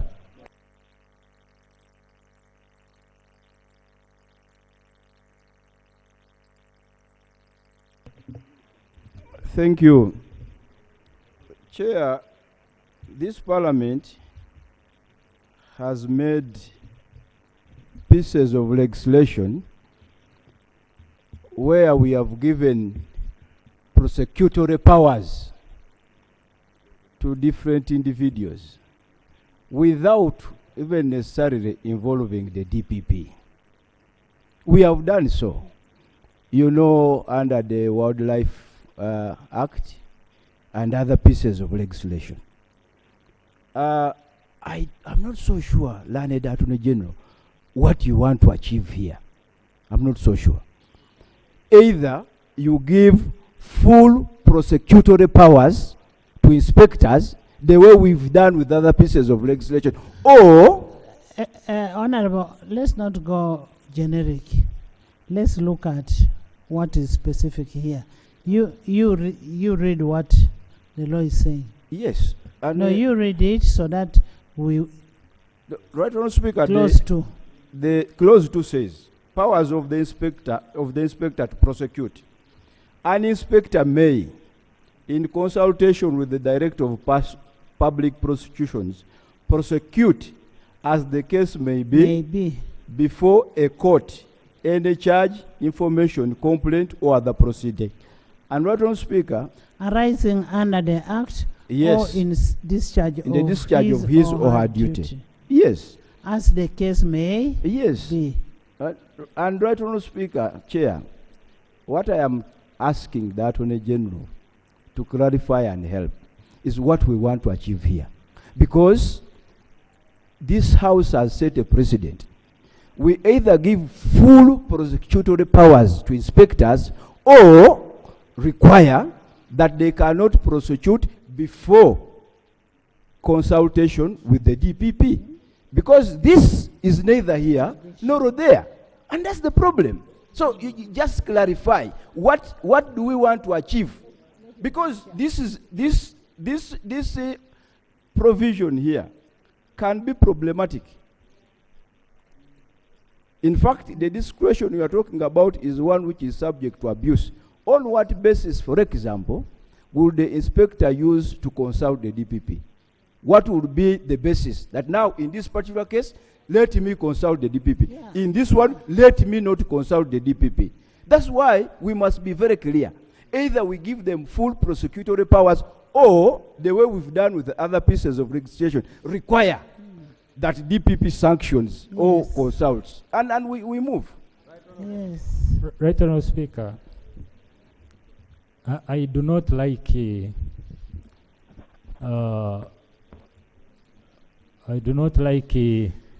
insisting on matters a lot, but on this one, right, Honourable Speaker, I'm calling upon my colleagues to understand my position. We cannot anticipate the kind of offences to be committed. For purposes of clarity, we can have certain aspects put in the regulations. Certain perimeters can be put in the regulations. Let me give you an example. Let me use an example, a hypothetical one. A doctor who deliberately kills patients. Yes, and injects them. I'm giving an example. Are you going to say you leave that to the inspector to prosecute? It does not require the DPP. So that's why we are saying, no, the offenses are light and heavy based on a particular case. That's why we should allow the regulations to stipulate which kind of offenses will require the DPP and which kind of offenses can be prosecuted. Honorable Attorney General. Honorable Attorney General. They said an inspector may, in consultation with the Director of Public Prosecution, prosecute as the case may be. As the case may be. That is still discretionary. Even if we put shall, it will still remain as the case may be. What is hard? Don't we have trust in our DPP? Yes, Council.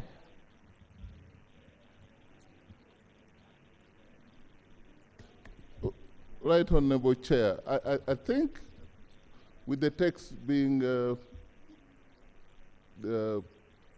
projected up, there are key issues there. The inspector, and then the provision for consultation with the DPP. And we all know the constitutional role of the DPP in relation to criminal prosecution. And then, as the case may be, as the case may be also offers that, you know, that's as case-by-case basis. Yes. It's not that the inspector will consult in all matters. Yes. And at all times. This is my understanding. And looking at that the provision as proposed there, I think it would be good that I had provoked Jonathan, Honorable, is also a bus owner, to tell us what would be the subject of his concern with the use of may. But in all fairness, this is a better way to frame that, because you get an inspector, you don't want that inspector to overstep the mandate to prosecute on criminal matters. You don't want the prosecutor to overstep the mandate in criminal, Honorable criminal prosecution.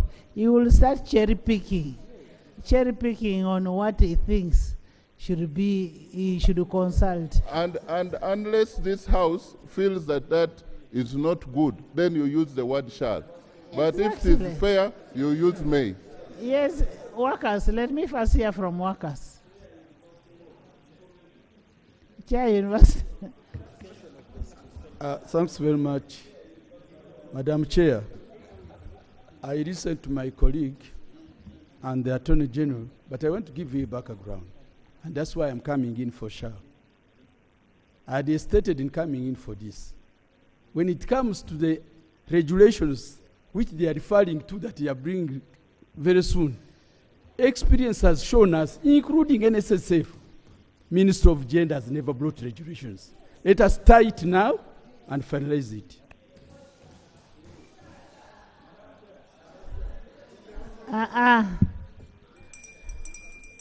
We are not in a market.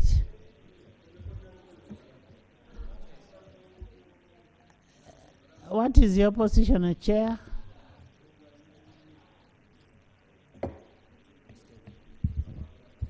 Madam Chair, when we were interacting with the movers of the bill, the reason they brought this out is that on a number of occasions they have failed to win those cases because sometimes they are wrongly presented to the courts.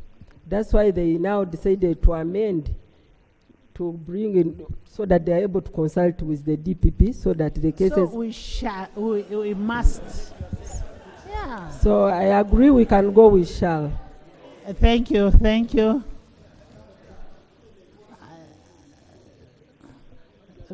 Madam Chair, that now is more clear, and I would now propose that instead of the use consultation, we say consent, because that's what they do, consent of the DPP, not consultation, to cure what they are saying.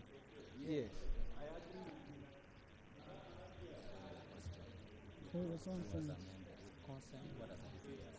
Chair. Madam Chair, consent will almost stand the whole meeting. There are cases where, for example, provision of drinking water at a workplace is a simple issue which the inspector can handle. But there are those grave cases like where you are negligent, employer is negligent, and people are crushed by the machine.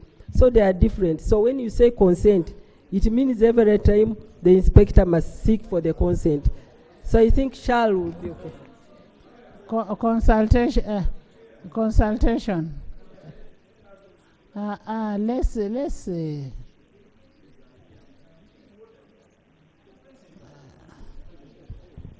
Right Honourable Speaker, Asuman, why are you making noise? looks like I'm defeated on this. I will begrudgingly concede to shall. Shall, yes. I will begrudgingly concede to shall and consent. And what? And consent. Okay. AG. I put a question that clause 2 be amended as proposed by Honorable Oduru and further amended by Honorable Deputy AG. Those in favor say and the contrary nay. The ayes have it. Clause 2 as amended. I put a question that clause 2 as amended stands part of the bill. Those in favor say and the contrary nay. The ayes have it. Ekanya, you have crossed. New clause. New clause. Insertion of a new clause after clause 2. The bill is amended by inserting immediately after clause 2 the following new clauses. Amendment of section 10 of the Principal Act. Section 10 of the Principal Act is amended by deleting subsection 3. Insertion of section 10A in the Principal Act. The Principal Act is amended by inserting immediately after section 10 the following. 10A, functions of the board. The functions of the board are A, to advise the minister on matters concerning occupational safety and health. B, to advise the minister on formulation and implementation of policies, plans, programs in occupational safety and health. C, to set standards, guidelines of practice for safety and health practitioners. And D, to perform any other function as may be necessary for the purposes of this act. Justification. Section 10.3 has been incorporated under the proposed section 10A, which provides for the functions of the board to standardize and regulate the work of safety and health practitioners. Minister.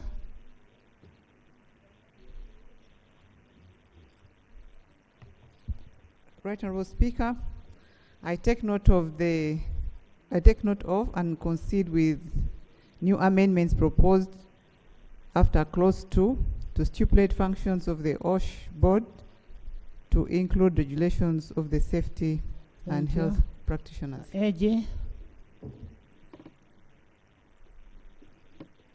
I concede. I put a question that the proposed new clause stands part of the bill. Those in favor say on the contrary nay. The ayes have it. Clause 3. 3, no amendment. You have an amendment on 3? Yes. Right Honourable Speaker, clause 3. The bill seeks to repeal the word as far as reasonably practical. And I don't see its danger. If I may read, the parent law 13, it is the responsibility of the employer, A, to take as far as is reasonably practicable all measures for the protection of his employees or her workers and the general public from the dangerous aspects of the employer's understanding. I don't see the danger of this as far as reasonably practical. I don't see its danger. Because you take measures as far as it's reasonably practical. But we don't want compromise on hazards. We don't really. Because the way it stands now in the law, it gives latitude to the courts to determine what is practical in the circumstance and what is not practicable. But when we remove it, even what might not have been foreseen, every other circumstance would be blamed onto the employer. For me, I really don't see a problem with it the way it stands. The employer must ensure safety. Must ensure safety. For instance, if you're in a petrol station and there is fuel that has spilled over, and you say that's not my responsibility, and yet that can cause a problem. So you must ensure that there is safety here. You get it, eh?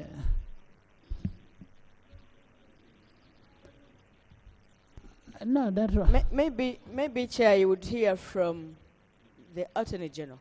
Do we Yes, presuppose Attorney General. that the employer should have been a demigod that must see everything? Because there are situations that might not be foreseen.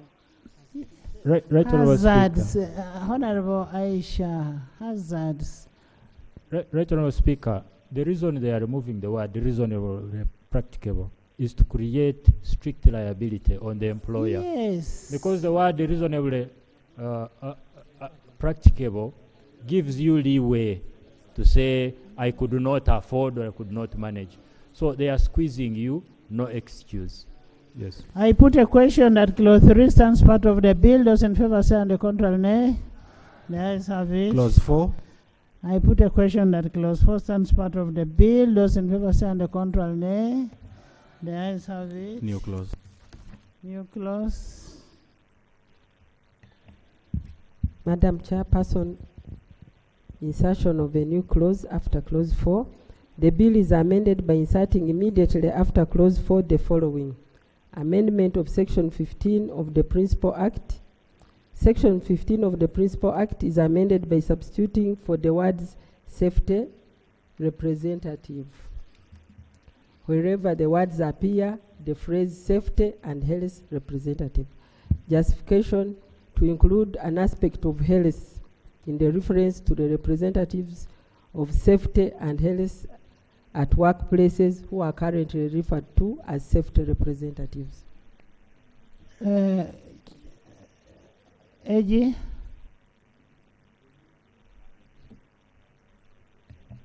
I concede to this. Minister. Right, Honourable, we concede. Thank you. I put a question that the proposed new clause stands part of the bill. Those in favor say on the contrary, nay. The ayes have it. Clause 5. Chair. Clause 5 is amended. Amendment of section 16 of the Principal Act. Clause 5 is amended A by inserting immediately before paragraph A the following. In the head note, by inserting immediately after the word safety, the words and health. B, in paragraph A, in the proposed subsection 1, by inserting immediately after the word safety, the words and health. C, by substituting for the paragraph B the following. B, by substituting for section 2 the following. 2, the safety and health representative shall represent employees on the safety and health committee. D, by inserting immediately after paragraph B the following. C, in subsection 3, by substituting the words safety committee, the words safety and health committee. Justification to include the aspect of health in reference to the committee of safety and health at workplaces, which is currently referred to as safety committee. AG. Insertion of the new clause after clause 5. The bill is amended by inserting immediately after clause 5 the following clauses. Insertion of section.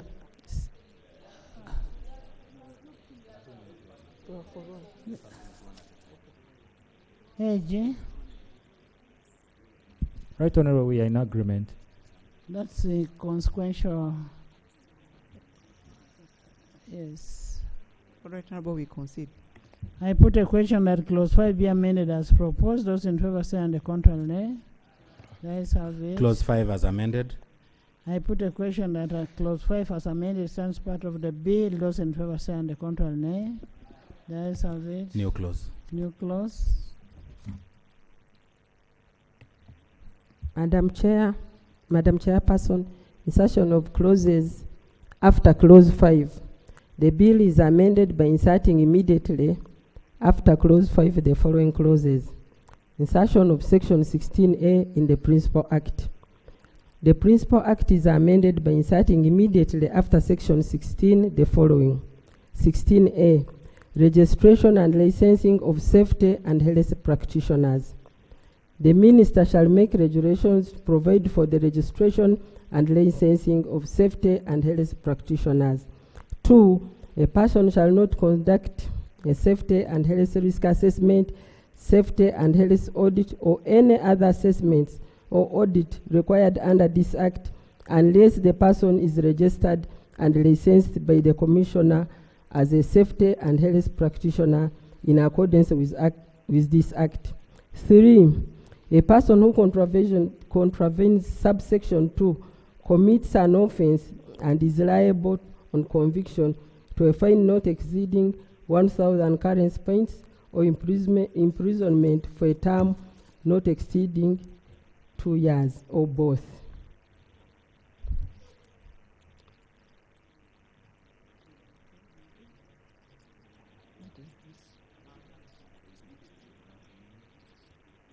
Honorable Minister.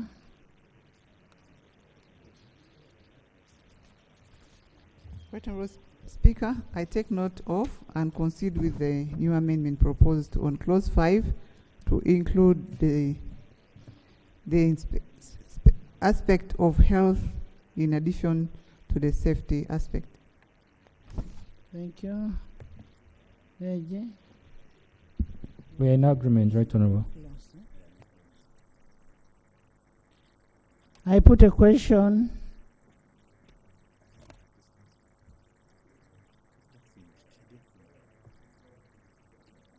Was this a continuation of that? The replacement? It's a new insertion.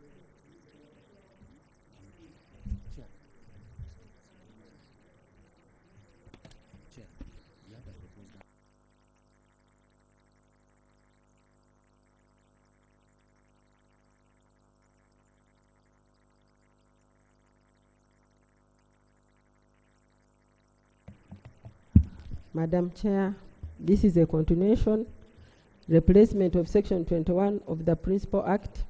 Section 21 of the Principal Act is substituted for the following. 21, measures to monitor health of workers. 1, an employer shall put in place measures for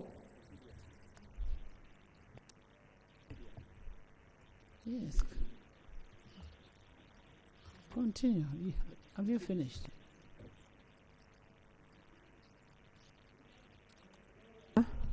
Shall put in place measures for A, monitoring the health of workers, B, management of workers exposed or likely to be exposed to occupational hazards, and C, prevention of occurrence of occupational diseases and disease outbreaks.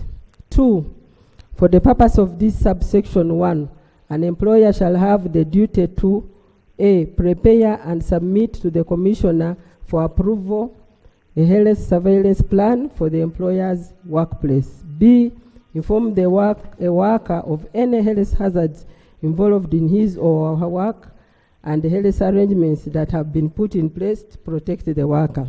C, carry out pre-assignment medical examination on a worker where the assignment exposes the worker to danger. D, carry out medical examination upon termination of the assignment or employment of a worker where the assignment or employment exposed the worker to danger.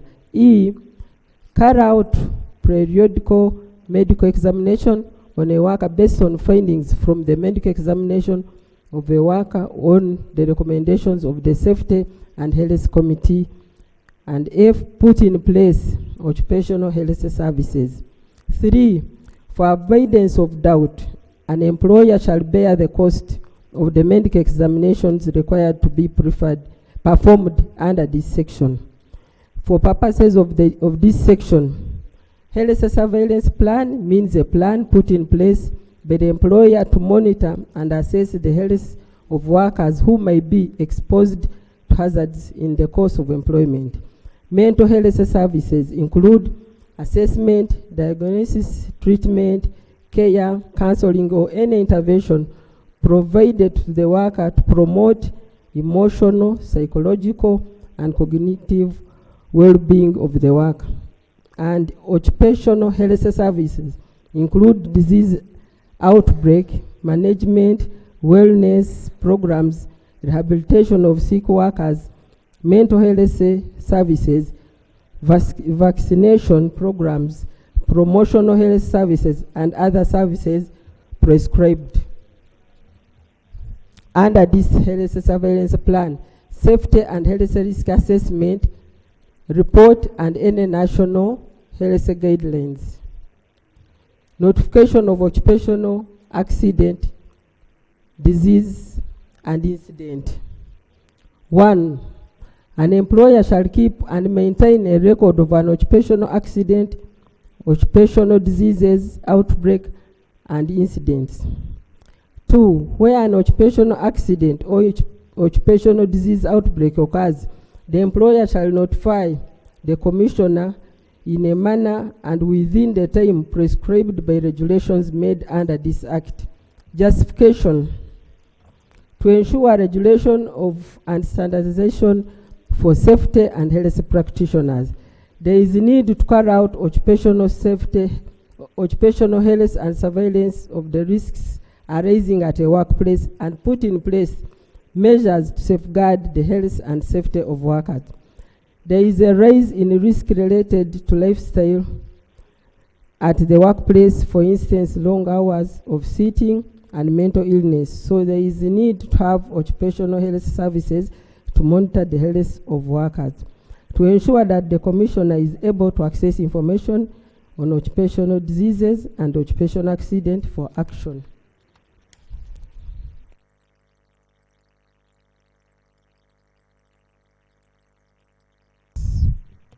I would love to hear from Attorney General, but also the Chair and the Minister. What measures, what sanctions do we have prescribed in this amendment to cater for those employers who do not comply with these enlisted demands? Are they strong enough? If they are there within, maybe you recite them so that we're able to know that they can stand and help us to make sure that people do what they are supposed to do. For instance, I would be happy if somebody is not complying, we revoke their license if somebody is operating. What measures? What sanctions? Check section 102. Yes. Yes, Chut. I just wanted to propose an amendment on registration and licensing. It's saying by the commissioner. I would have proposed that should have been the Occupational Health and Safety Board. Ideally, you cannot be licensed by an individual. There should be a body that is overseeing that practitioner. And we have the Occupational Health and Safety Board that is mentioned here. Secondly, It should be a minister. yes, but in this act, there is the Occupational Health and Safety Board. And that is what I thought should handle, not the commissioner. If the board is not there, then it can be the minister. But in this case here, there's a Occupational Health and Safety Board. The second issue, I want to also propose another amendment. We've provided that it will be the duty of the employer to inform the worker of the hazards at their workplace and the preventive measures to address them. However, this provision does not give a timeline, whether you're supposed to inform 1 month after employment, 2 months. So my proposal is that we should add a clause on it that it should be, this information should be provided within the prescribed time by the regulations, so that it is not just open-ended for the employer to inform at whatever time they wish to. Related to that also is medical examination after termination. There is no prescribed timeline. And I'm proposing again that we should put a clause within the period prescribed by the regulations. The standard practice actually is normally within 30 days. But you can have the period prescribed by the regulations. So I just wanted to propose those amendments within it. AG?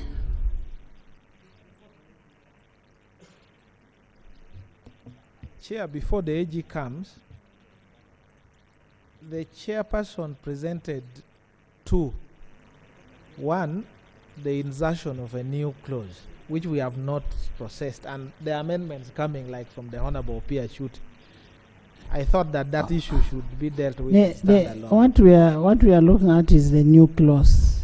Yes, but she also went ahead and also proposed an amendment purportedly under a new clause, but she's amending section 21.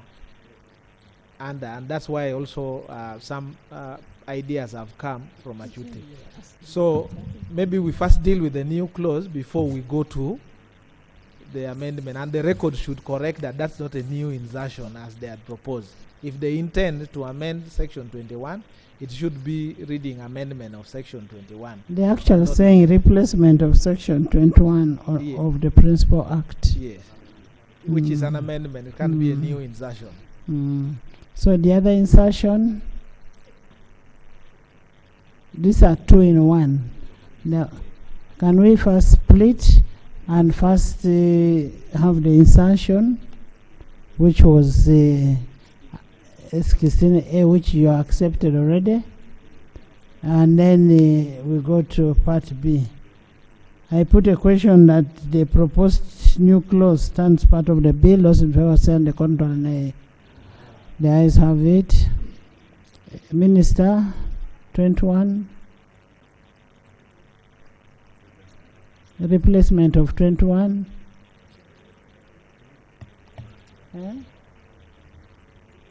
Right Honorable, we concede with the amendments proposed after the clause 5 on the registration and licensing of the safety and health practitioners.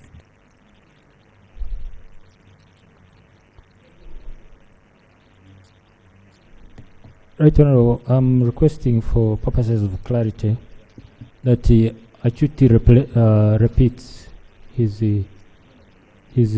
concerns so as I see how it fits in here. Chute. Yeah, I was on 2B and 2D. It is providing that the employer has to inform the worker of any health hazards involved in his or her work and the health arrangements that have been put in place to protect the worker.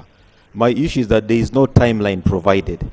And so I was proposing that we would add a clause saying that within the prescribed times, within the times prescribed by the regulations, so that there's a time period. The same also applies to D, which talks about carrying out a medical. Are we together there? Yes, the second is also applying to, which is D, which is talking about medical examination after termination. And what we're trying to propose, it also doesn't give a timeline. So we're saying we also indicate that within the period prescribed by the regulations, so that after termination, there is a maximum period within which that medical examination should be done. Chair, we had jumped over what I had proposed, the registration and licensing by the commissioner. I thought we needed to discuss that, whether it should be the commissioner, the minister, or the board. Thank you. Yes. In response to what Honorable Achute is proposing, my view would be that we simply say before commencement of the job, before you do the work, you should be told what to expect. So instead of referring again to regulations which may not come, because these days I don't trust most of the ministers when it comes to regulations. Maybe the minister here is good, but some ministers are suspicious.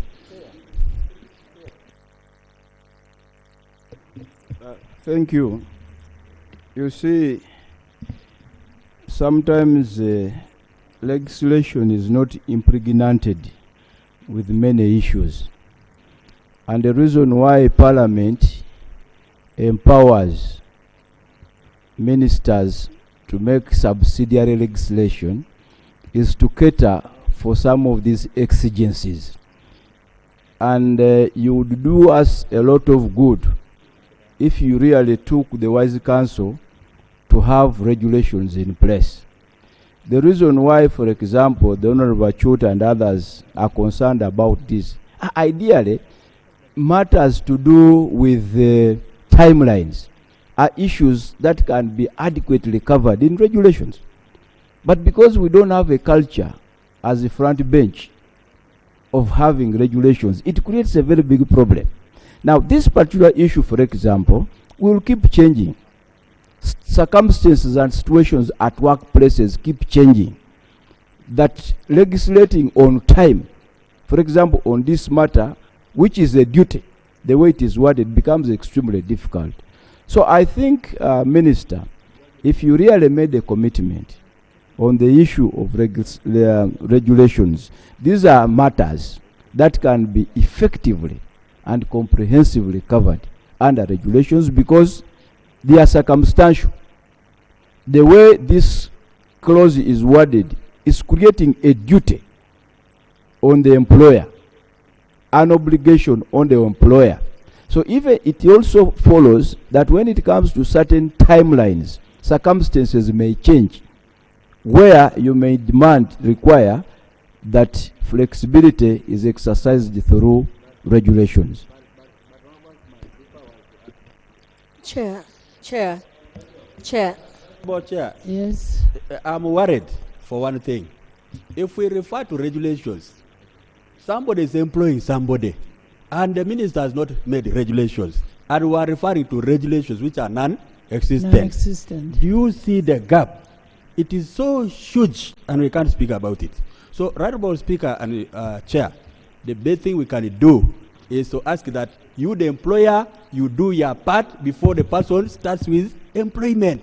Before the person starts their work, tell them what to expect. Then it will be easy. For me, I would think that is rather direct. And the Attorney General, being a good drafter, can draft a good piece to fit that particular requirement. Right, Honourable Chair, what Honourable Silos is saying is a bit not very practical because circumstances keep on changing. Suppose a new machinery is bought, there are new hazards that come in. So we cannot simply make it a duty before commencement of job because new circumstances will arise during the employment time that might need the employer to update the employees on the hazards at the workplace. So I agree with Honorable Basarira that the regulations will take care of that. The regulations would explain how often and under what circumstances would the employer keep updating his staff of the new hazards that would be at the workplace. You know, when you look at clause 21 on the Parent Act, look at clause 21 on the Parent Act. Section 21, employer to supervise the health of workers. It talks about the pre-assignment medical examination of workers before assignment of specific tasks which may involve danger to their health or that of others, then periodic medical examination of workers during employment, then the biological monitoring or investigation which may be necessary to control the degree of exposure and supervise the state of health of workers. I don't see why it is even being replaced. Why are we replacing what was better? This was much better.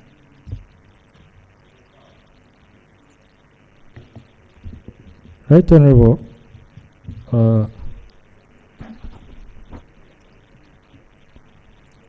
I do not think this is entirely replacing the old section.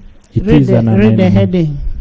Replacement of section 21 of the Principal Act. Yes, and I think some time back you realized that this was a mistake. The word replacement was a mistake. It should have been amendment of section 21.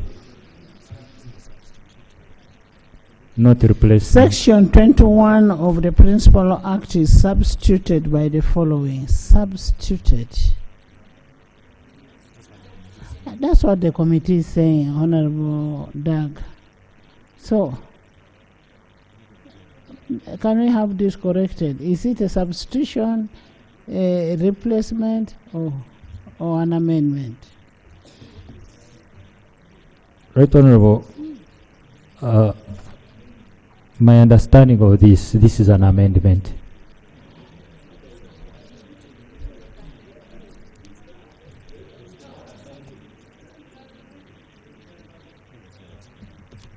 Chair, explain.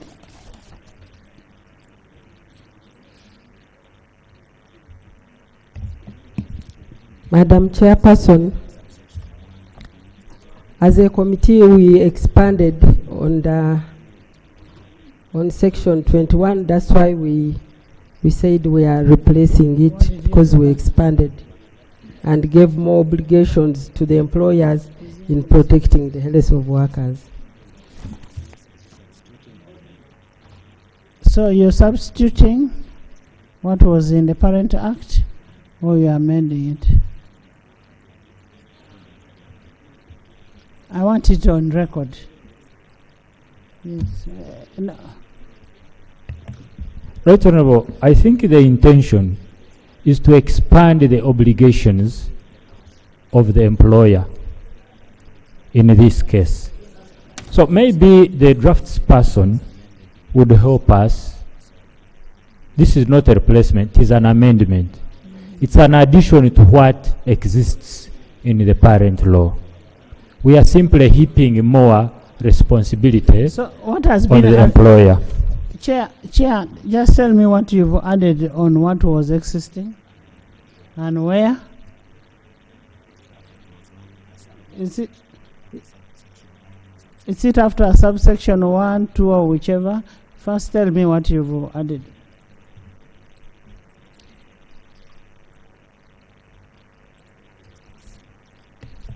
Madam Chairperson, we added for the health surveillance plan, we replaced, because we went up to 4.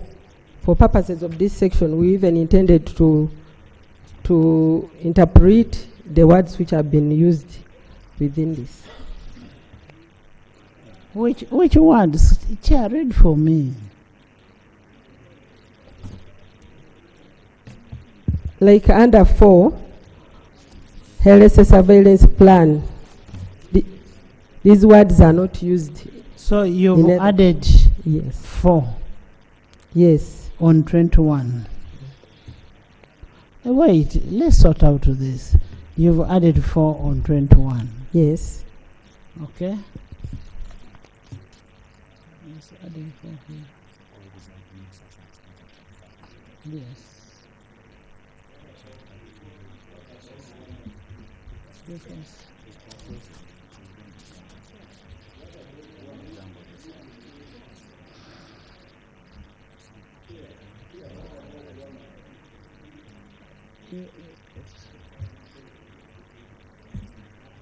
Can we look at the Principal Act together with the what is in the bill? The Principal Act, that is the employer to supervise health of workers. 1, subject to any conditions determined by the Commissioner, every employer shall provide for the supervision of the health of the workers exposed to or liable to be exposed to occupational hazards due to pollution and other harmful agents in working environment, and this duty shall include A, pre-assignment medical examination of workers before assignment of specific tasks which may involve danger to their health or that of other workers. B, periodic medical examination of workers during employment which involve exposure to a particular hazard to health. C, biological monitoring or investigation which may be necessary to control the degree of exposure to supervise the state of health of workers concerned. D. Regular medical examination for biological or other tests or investigation after termination of assignment which may cause or contribute to the future health impairment. 2. In any case,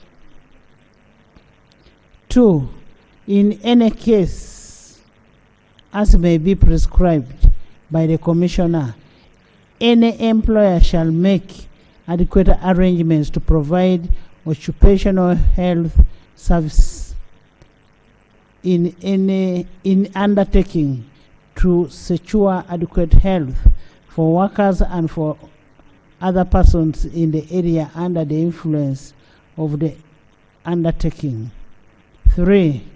It shall be the duty of the employer to inform the workers concerned of any health hazards involved in his or her work.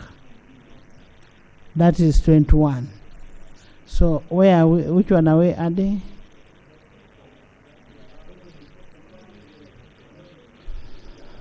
So on these first three, are we together with what you've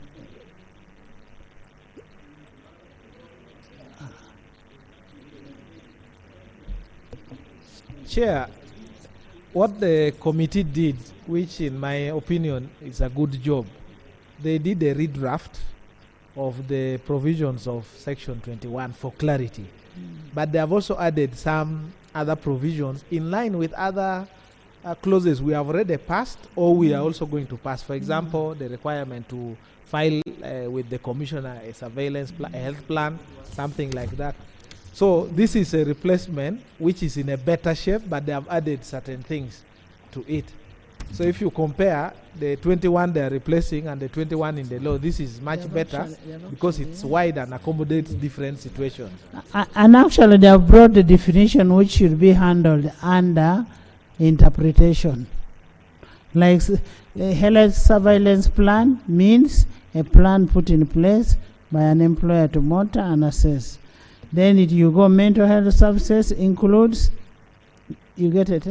In legislative drafting, there are certain interpretations that you interpret under the section, and we have done that many times. So this is also okay. For purpose of that particular clause, you interpret there.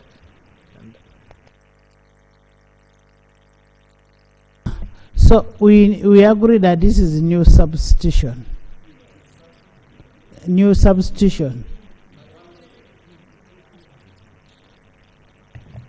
Right, Honorable, let us be careful. Substitution presupposes that you are removing the other one. No. We are amending, we are adding to what exists. Right, Honorable? Give me the... Right, Honorable, if you read the 21, which you just read for us, of the Principal Act.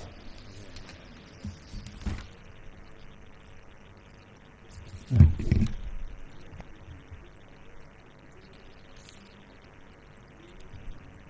21 of the Principal Act. Right, Honorable.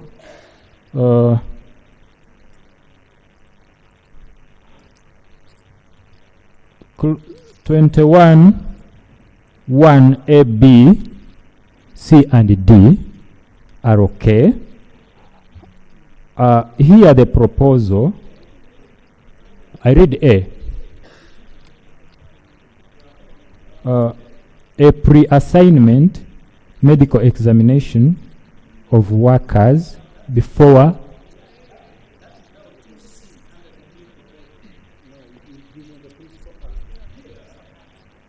I'm looking. Yes, what you have read under 1A has now been redrafted under 2C. To carry out a pre-assignment medical examination on the workers where assignment exposes the worker to danger. That is now on C. That is a substitution. Yes. Let's first finish from here. Okay, AG. So AG, what is okay? It is a substitution. Okay.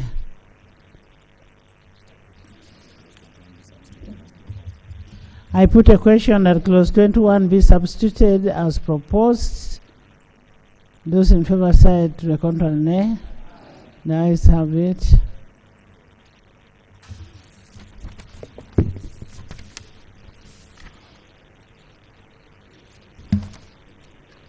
Clause 6. Chair.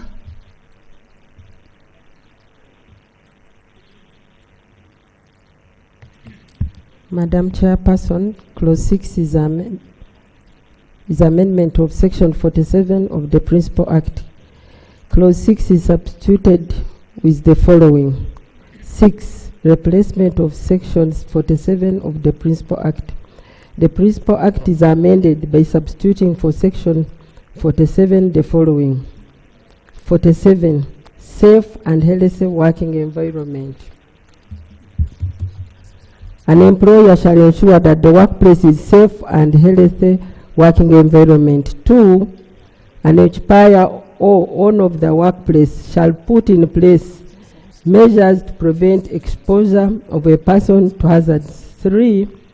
An employer shall, within the time prescribed by regulations made under this Act, cause a safety and health risk assessment to be carried out. 4. An employer shall at least once every 12 months cause a safety and health audit of the workplace to be undertaken. Justification: to impose an obligation on the employer to carry out safety and health risk assessment which is informative of the likely hazards and risks at workplace.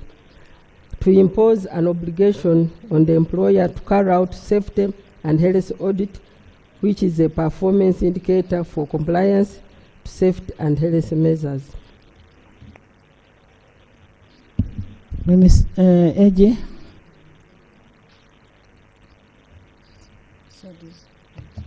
I concede to this. Minister. Right Honourable Speaker, we concede to this. I put a question that clause 6 be substituted as proposed. Chair, clause 6b reads that the employer shall monitor, and I've extracted the operative word monitor, the noise, dust, etc. What the substitution seeks to do is to introduce two words, which is assessment, the periodic assessment, and then the audit. Those are two different things. Monitoring means that there must be a mechanism to see that daily either the temperatures do not exceed a certain level or the pollution or something like that. So I want to propose that the original draft under 6 should be added to read to one of the to the new substitution and reads as 5 as the last paragraph. That monitoring function should not be lost because audit takes place. 47. No, it's in the bill. In the bill as it is, it says the employer shall monitor the noise, dust, vibration levels, and other hazards as recommended by the risk assessment in the workplace. Now, in the substitution, the word monitoring has been omitted. We have replaced only with the assessment and audit. Now, audit takes place after 12 months. So the monitoring function should not be lost. And I'm proposing that we retain this and add into the new clause as the last paragraph so that we don't lose that. Chair. I concede. AG. Yeah, the proposal beefs up the obligation on the employer. I concede. Minister. Right Honourable Speaker, we concede. I put a question that clause 6 be substituted with clause 47 as substituted as proposed by the chair with amendment from Honourable Dur Naif Jonathan. Those in favor say on the contrary, nay. The ayes have it. New clause. New clause. Madam Chairperson, there is insertion of new clause after clause 6. The bill is amended by inserting immediately clause 6 the following. Insertion of section 55A in the Principal Act. The Principal Act is amended by inserting immediately after section 55 the following. 55A, first aid needs assessment. 1. An employer shall, once every 3 years, prepare and submit to the Commissioner for approval a first aid needs assessment as prescribed by regulations made under this Act. 2. A person who contravenes subsection 1 commits an offense and is liable for conviction to a fine not exceeding 1,000 currency points or a term of imprisonment not exceeding 2 years or both. For purposes of this section, first aid needs assessment means an assessment carried out by the safety and health practitioners of the first aid needs of a workplace. Justification: to impose an obligation on an employer to carry out first aid needs assessment which is informative of the first aid needs for workers as a result of injury resulting at workplace.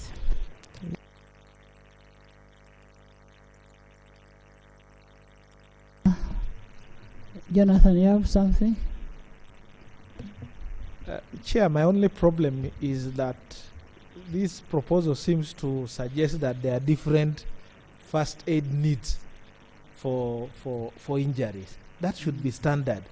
And the minister, first aid,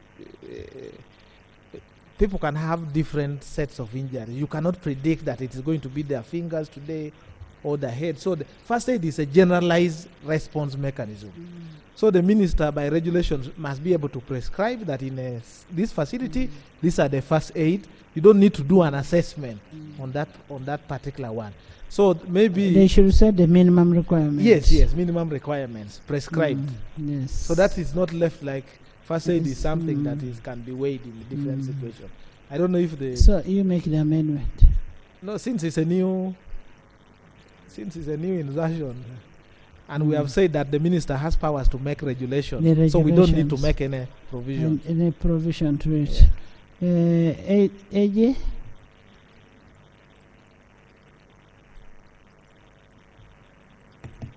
I'm still struggling to understand what Honorable Jonathan Odul is trying to say, because the wording here is first aid needs assessment. You assess your needs based on the possible risks. And each workplace presents different possible risks to life. That's why there is a catchword, assessment.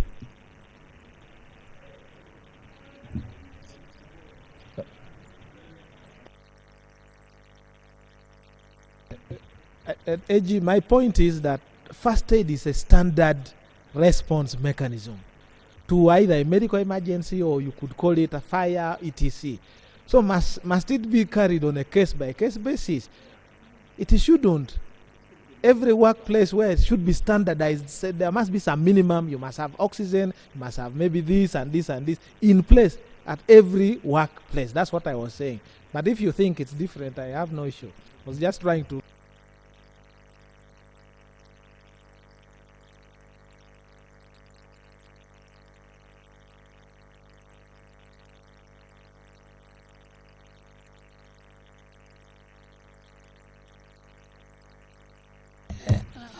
Yes. Madam Chair, I think the AG is correct, because every workplace differs. For example, schools, if you have a tall building, you are supposed to have a slide. But if you have a nursery school, you don't need. So every workplace, the first aid needs differs. The heading of the new proposal is a first aid needs assessment. And I agree with the AG's position. Yes, Mubende. Thank you very much, Madam Chair. Madam Chair, what this wants to address is the fact that every workplace assesses the first aid needs. Thank And you. when we talk about the audits, that is what the audits will be looking out for. So every workplace does its assessment, and then they are asked the basis on which they stood to decide that this is the first aid kit that we shall have at this particular workplace. Thank you. Doctor. Thank you, Madam Chair. Madam Chair, I tend to agree with the Honorable Odur, because assessment of the first aid, the needs there is not the work of the employer. It may even underassess actually. So the standard is set by the minister, and what the worker has to do is comply with the needs as assessed by the minimum standard set by the minister. So what amendment you want us to make? You want to reject this new amendment? The needs assessment? Yes. The gender minister can help us. I thought all this will fall under the risk management plan of any given workplace. We don't have to now start citing first aid, then response, then this, all that. Each and every workplace is meant to have a very bigger plan that will cover ABC, response, and all that. So with our little knowledge, we have a better word other than citing out as first aid needs assessment. Thank you. Chair. Madam Chair. Madam Chair. Yes, Santa. Thank you so much, Madam Chair. Madam Chair, may I stand here to support the position of the Attorney General? Because each and every workplaces have different settings and standards that must be followed. He gave an example of a nursery school and the other. But we are in the information age. The assessment that we need, for example, where we have computers and these very serious technological equipment might be different from others. So even Parliament is different. So the assessment must be across board, and the standard must be prescribed differently depending on the different workplaces, Madam Chair.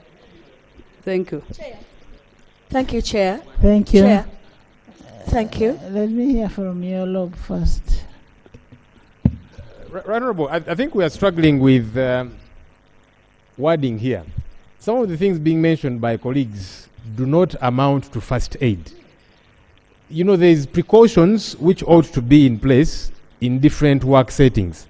That's not first aid. To aid escape, for example, tall building, whatever the case might be, that's health precaution, which is taken care of differently. If it is a swimming pool, for example, do you have floaters? Do you have rescuers? That's not first aid. That's precaution. Yeah, those are precautionary measures that have got to be in place. So I think we are mixing these things up. So first aid is standard in the sense that it is first aid. It's not, you go to a hospital to get specialized treatment. When you have an issue with the eyes, you go to an eye specialist. Precaution versus first aid. Yeah, the two are totally different. Totally different.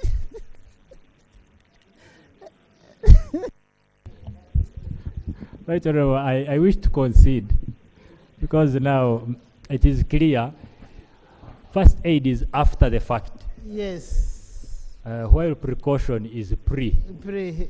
Thank you.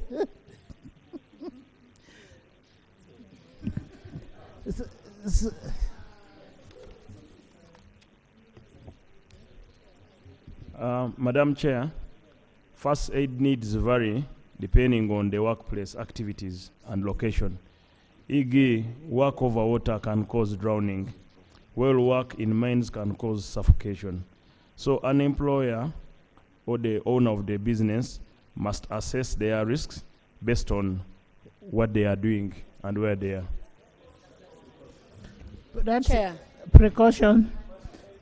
Clause 7. Chair. Clause 7. Meaning we have the other one is rejected. Clause 7.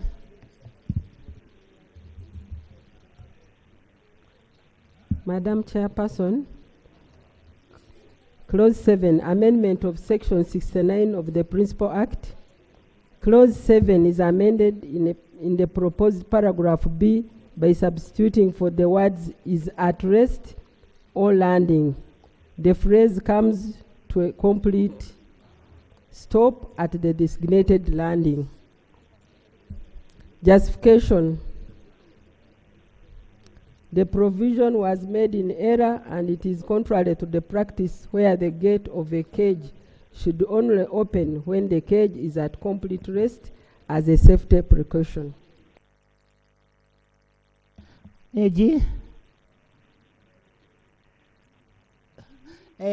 Honorable Odur.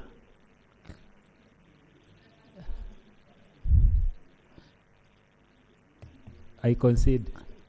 Minister. We concede. I put a question that clause 7 be amended as proposed. Those in favor say on the contrary, nay. The ayes have it. Clause 7 as amended. I put a question that clause 7 as amended stands part of the bill. Those in favor say on the contrary, nay. The ayes have it. Clause 8. Clause 8, Chair. Madam Chairperson, Clause 8, amendment of Section 71 of the Principal Act. Clause 8 is amended by substituting for paragraph A the following. A, by substituting for subsection 2 the following. 2, a lifting gear used to lift loads shall not be used unless a certificate of examination has been obtained from the manufacturer or a person authorized by the manufacturer. B, by inserting immediately after paragraph A the following. By inserting immediately after subsection 2 the following. 2A, a lifting gear shall be annealed in accordance with the safety and health risks assessment under section 47(3). C, by substituting for paragraph B the following. B, by substituting for section 3 the following. 3, notwithstanding subsection 2A, a rope or a rope sling shall, unless the rope or the rope sling is of a class or description exempted by the Commissioner by notice in the Gazette, be annealed at least once every year, or in the case of chains used in connection with molten slag, once every 6 months. Justification. To remove the limitation of having only lifting gears which lift loads exceeding 50 kilograms being tested and examined, and ensuring that all the lifting gears used are in good state and safe for use. Jonathan. Right Honorable, we concede. Thank you, AG. Right Honorable, just give me 1 minute. I'm trying to get the meaning of the word anneal before I concede. It means to strengthen. Okay, I concede. I put a question that clause 8 be amended as proposed. Those in favor say on the contrary, nay. The ayes have it. Clause 8 as amended. I put a question that clause 8 as amended stands part of the bill. Those in favor say on the contrary, nay.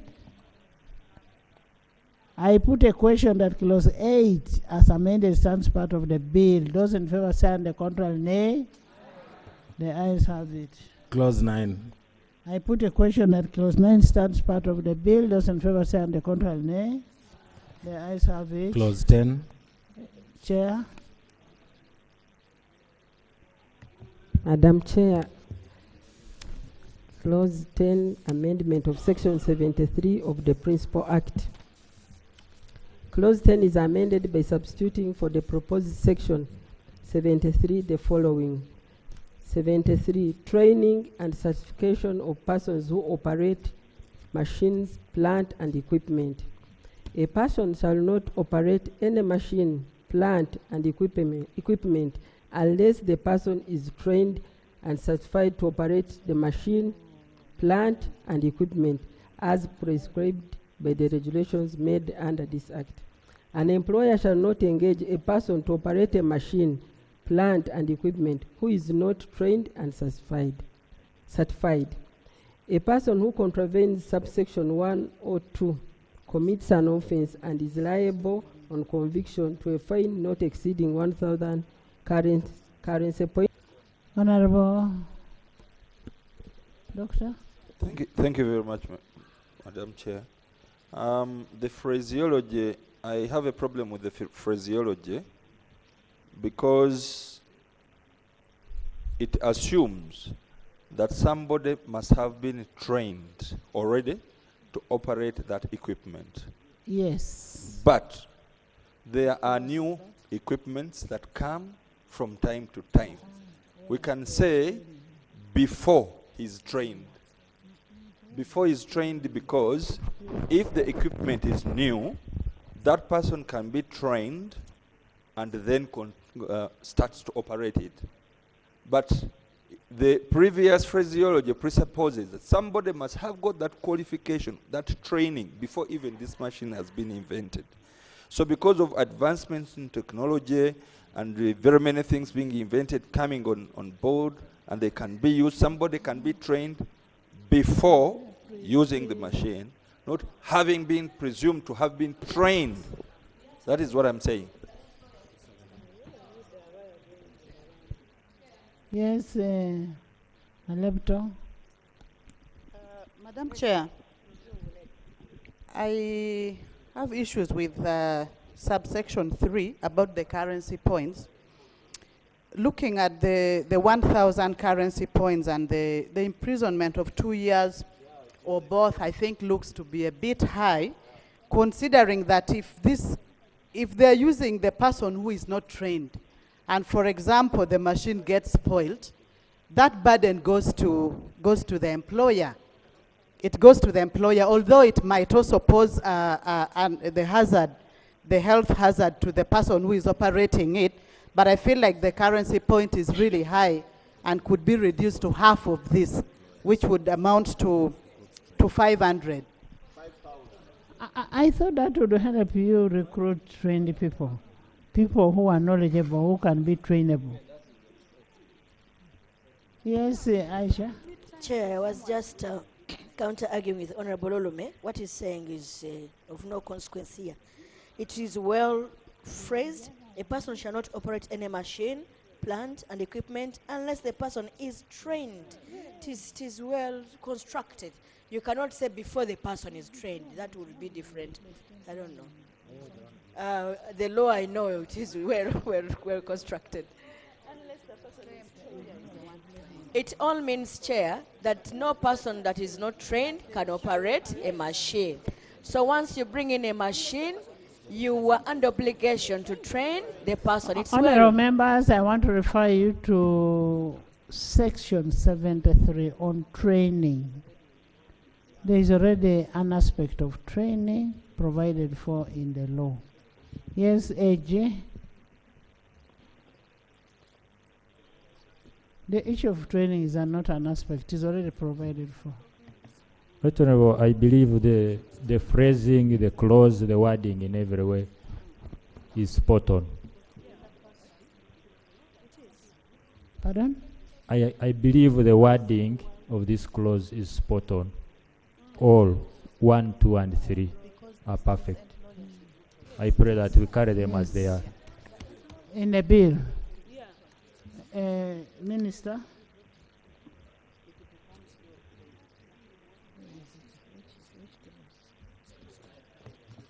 Right Honourable Speaker, we concede. Yes, you want to make an addition? Madam Chair, in the parent bill, the Principal Act, the bill mandates the minister under specific types of machines to demand and require training of the operators. In the proposal, they have opened up to any machine, yes, any equipment, yes, and you have to be trained and certified. But there is no space for on-the-job training, why there's no certifications. So how do we capture? Because there are many people who are employed and But undergo before you're in-house and qualified, on-the-job will you training. be able to operate that machine? Depending on the type of professional area, you can have people who are trained as apprentices and they don't undergo certification as required by the bill. So how do we address? Now, that is provided for under education. It's still unclear. Right, Yeah, Honorable. very strict. If I may depart from Remember, my- this one is on safety. Eh? No. Right, yes. Honorable. My colleague has used the word apprentice. I do not think in this case, the bill we are looking at, an apprentice is a learner, is a student doing clerkship or internship, okay? Now, in terms of health, you are not going to get a student and consider him an employee for purposes of this act. One says a person shall not operate a machine, plant, or equipment unless that person is trained and certified. So you do not have to be an apprentice. You must be Honorable, trained. maybe I could just get to know what is the bill is on what? What is the bill on? Occupational hazards, safety, and health. Meaning you're already working. You're working. So we are now mining about your health, your safety. You get it, eh? Yes. We are not now teaching you. But they may bring new machines. We are now not teaching you. If they bring machines, you'll be trained to use those machines. Yes. My concern is for the demand for certification, because there are people who are going to be trained across the work field of Uganda who do not necessarily receive certificates for their training. So I'm saying, how do we include them? Because they have been trained either on the job or through apprenticeship, but they have gained the skills, but they do not have the certificates. How do we cater for them? Thank you. I thought that was a product of education and certification. That's a product of education and certification. You get it, eh? They have already approved. Right, Honorable Chair. I'm looking at the report for last year. So are we going to ask the minister to come with a curriculum?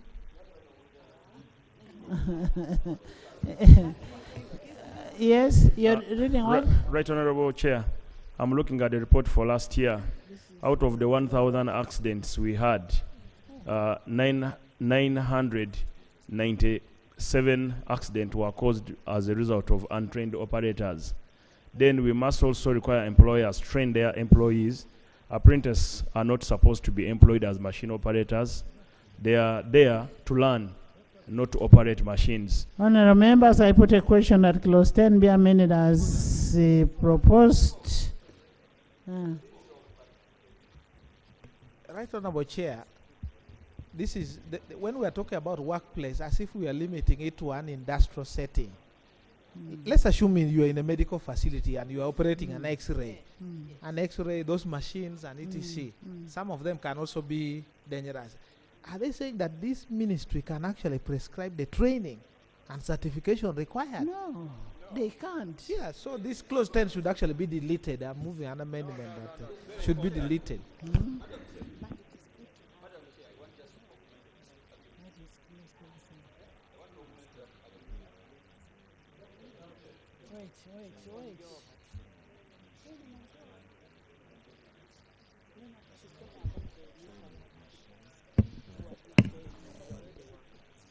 Clause 10 of the bill is on training of machine, plant, and equipment operators. And it says the minister may make regulations for the training and certification of machines, plant and equipment operators. That is where,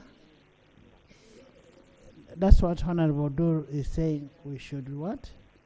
We should delete. Yes? Chair, I think the problem is that in the parent law, 73 was talking about training of crane drivers. So in mine, we've been talking about crane drivers. Crane drivers. But when they made the amendment, they are now talking general about machines, operators. Where does the minister get how can the minister certify? Yes, I agree. I agree with the amendment in wholesome as far as crane drivers are concerned. But their heading does not have crane drivers. Their heading is general for machines, equipment, training, and certification. So the problem is with the heading. If you put back the heading for all the amendment is perfect that they made. So is there any problem with us maintaining clause 73 as it is? From the parent law. Yes, the parent 73. law. The parent law was a bit funny because in the parent law required the minister to make regulations for training of crane drivers. And assuming that there are no training schools, there's nothing, the minister needed to make regulations. So I think that was a problem also in itself. It had a problem. So what is the amendment? Yes. Madam Chair, what is envisaged in this clause is to expand our scope beyond Crane cranes, drivers. because there are all manner of machinery involved. And the obligation is on the employer to make sure he employs people who know how to run those machines. So who does the certification? Does he have the qualification?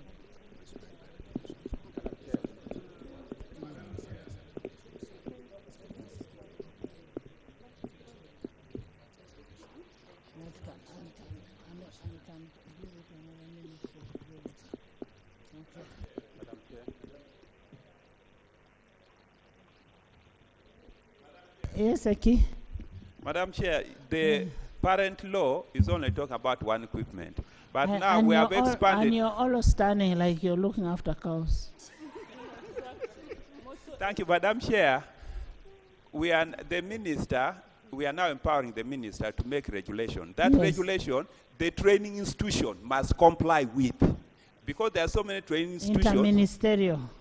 In the regulation, she can say certification will be done by Minister of Works, that kind of thing. Yes, you have really summarized it. Thank you. Yes, Doctor. Madam Chair, I would want to concede on training, but you will complicate and constipate work if at all you add certification. Because who is going to do the certification? You are trained to, like Honorable Dul said, you are trained to as a radiographer. A new X-ray machine has come, a new one. So you want the minister to prescribe another course for certification in that. And they are not, and there are many, a multitude of them. How are you going to do it? Which training institution? The training institution may not be around.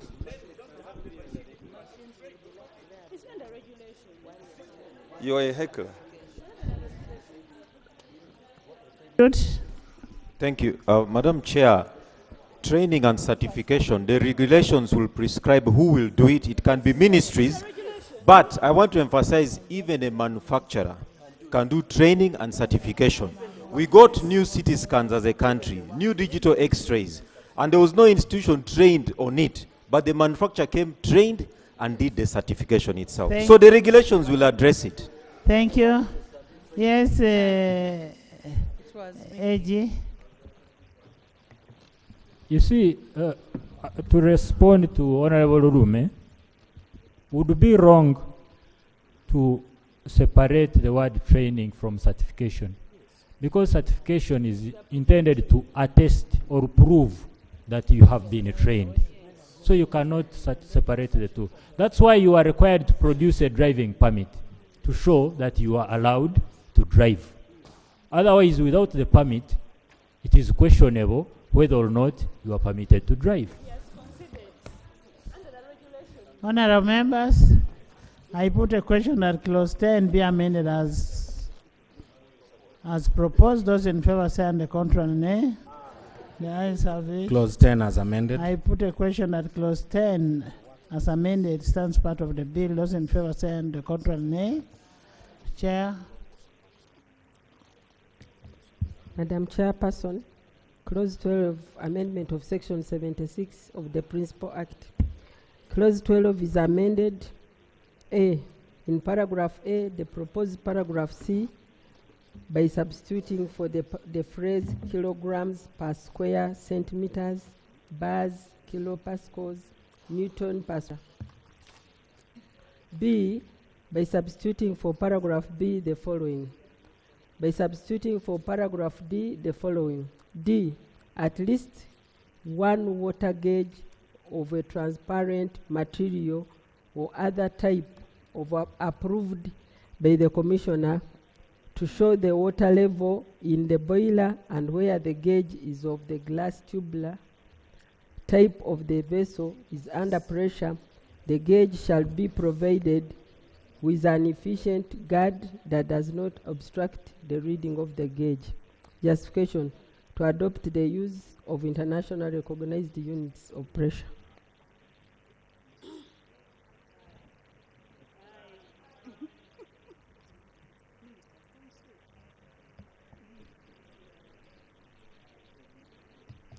Right Honourable Speaker, I take note of and concede with the amendment proposed on clause 12 for the adoption of the internationally recognized units of pressure. Thank you, Doug. I am in total agreement. I put a question that clause 12 be amended as proposed. Those in favor say on the contrary, nay. The ayes have it. Clause 12 as amended. I put a question that clause 12 as amended stands part of the bill. Those in favor say on the contrary, nay. The ayes have it. Clause 13. 13. Madam Chairperson, clause 13, amendment of section 78 of the Principal Act. Clause 13 is amended by substituting for the phrase bars, kilopascals, Newton per square meter, or pounds per square inch, the phrase or other internationally recognized units of pressure. Justification: to adopt an other than giving examples. Doug? I concede. Minister? I concede, Right Honourable Speaker. I put a question that clause 13 be amended as proposed. Those in favor say on the contrary, nay. The ayes have it. Clause 13 as amended. I put a question that clause 13 as amended stands part of the bill. Those in favor say on the contrary, nay. The ayes have it. Clause 14. Minister, Chair. Madam Chairperson, Clause 14, amendment of Section 80 of the Principal Act. Clause 14 is amended by substituting for the phrase bars, kilopascals, Newton per square meter, or pounds per square inch, the phrase or other internationally recognized units of pressure. Justification: to adopt an encompassing term for all internationally recognized units of pressure rather than giving examples. Minister? Right Honourable, we concede. Thank you. I'm in agreement, Right Honourable. I put a question that clause 14 be amended as proposed. Those in favor say on the contrary, nay. The ayes have it. Clause 14 as amended. I put a question that clause 14 as amended stands part of the bill. Those in favor say on the contrary, nay. The ayes have it. 15. Clause 15.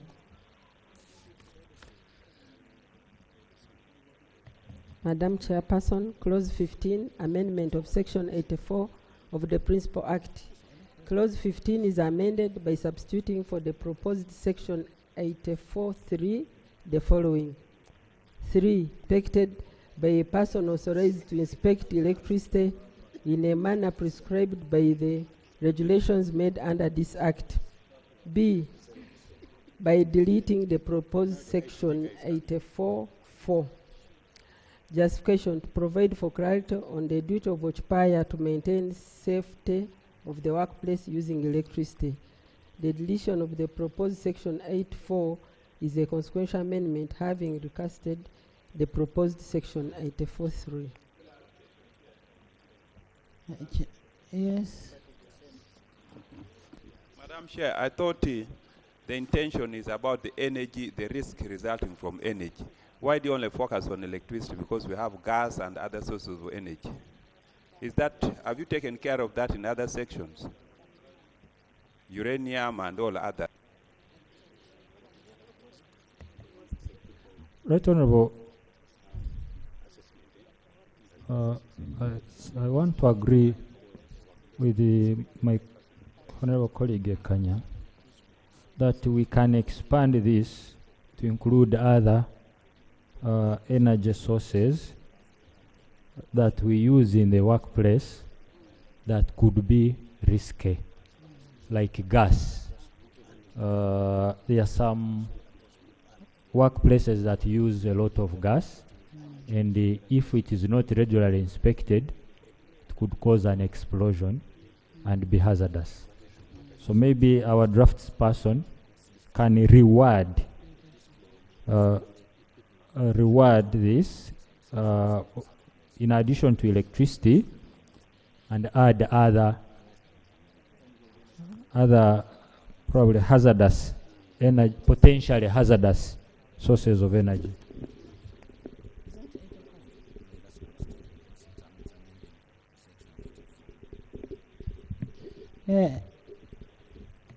Madam Chair. Madam Chairperson, this clause is looking at Section 84, which talks about electricity. But if you go, you will find that they have gas plants and all other covered under within the Act of Parliament, the Act, the employment. Because that is electrical safety.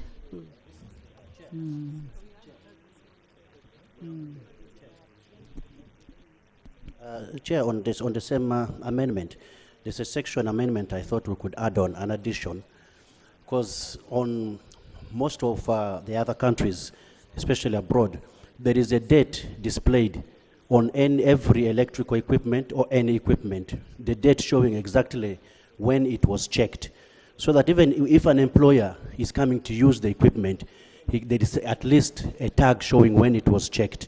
And that is not here, so that he knows that this is an expired equipment which needs to be checked, and he cannot use it. So I think we should include something which shows that a tag must be attached to the equipment which has been... That is operational. That's operational. Like we have these fire extinguishers. They have to be serviced, and they will put a tag when they last... but what is important is you must have a fire extinguisher. You get it,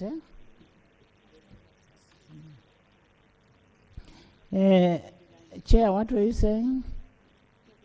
What were you clarifying? Is responding to the issue where they were saying we can add more, but they already catered for in the Act. In the under 84. 82, gas is covered. 82, 83, 84 is provided for.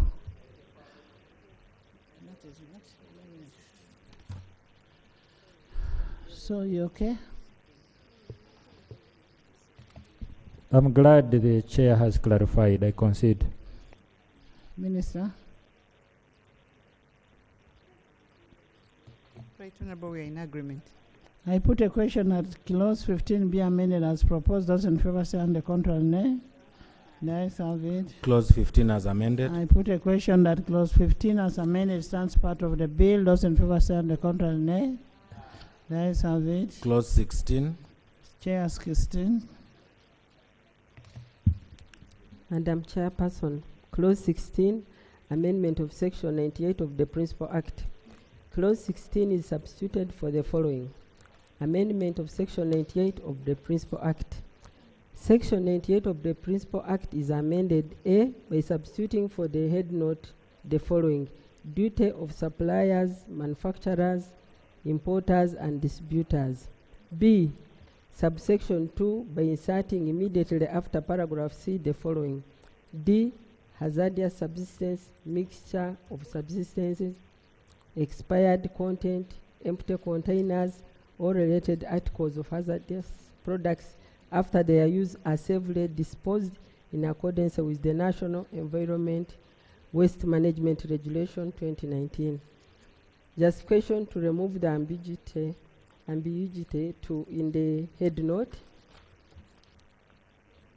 That's it. Honorable Minister. Right Honorable, we concede with a new amendment clause on clause 16 to remove the ambiguity on the head note and address the disposal of hazardous substances. Thank you. Maggie? Yes.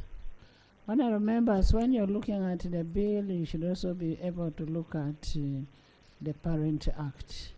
And what is being done here, they are only adding the D. Adding,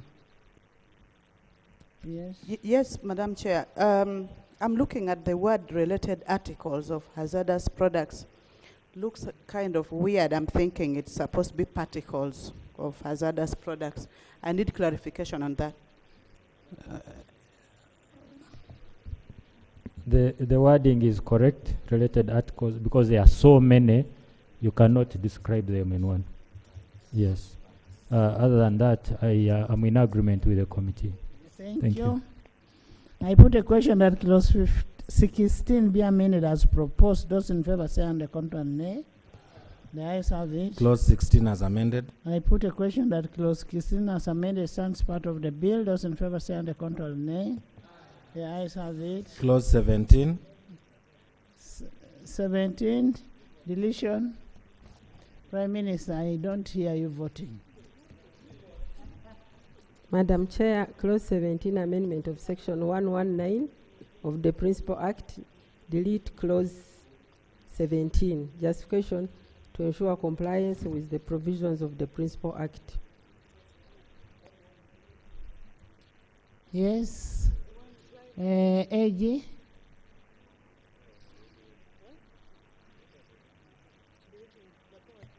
Right Honourable Speaker and colleagues, on this I disagree with the committee.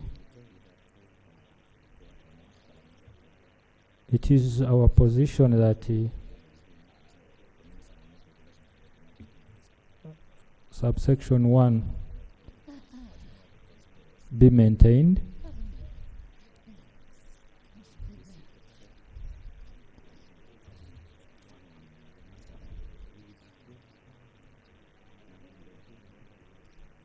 Right Honourable Speaker.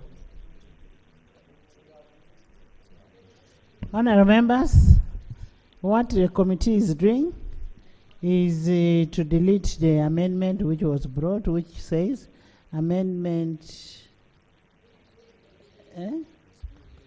The Principal Act is amended in section 119 by substituting for subsection 1 of the following. 1, the minister may make regulations for implementation of this act. That's what they are deleting. However, the 119 says, 1 says, the minister may, with approval of Parliament, make regulations for implementation of this act.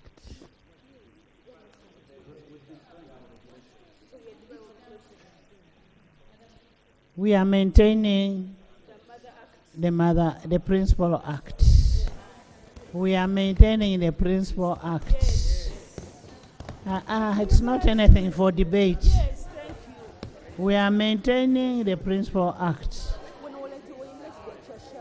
make regulations, yes, yes, shall.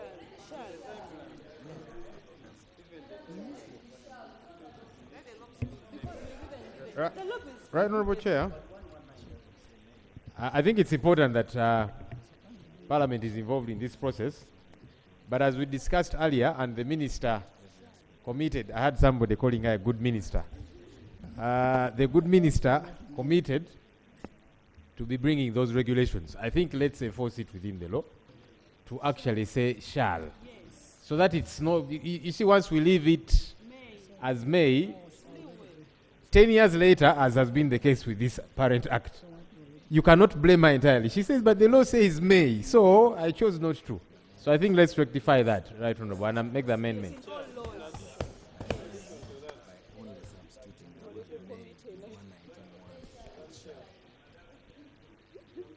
So the amendment in 17 is that we are substituting the word may with the shall in section 1191 of the Principal Act. Those in favor say on the contrary. Timeline 3 months. Yeah, Chair. We agreed 3 months. Yeah. Chair. Yes. I beg to differ in the following terms. Such provisions are made generally to allow the minister take care of unforeseen circumstances. Remember, in all the provisions we have passed, we say the minister make regulation. So this is an open one. In the event that in implementation, the minister desires. That's why they use the word may, because here we are not specific. Which regulation are you commanding the minister to bring? That does not exist. If we wanted to use shall, we are going to use it where we have expressly provided that this regulation. This is a generalized regulation. So you cannot say shall when you don't know which regulations you are requiring. But the approval of Parliament, it's okay. So that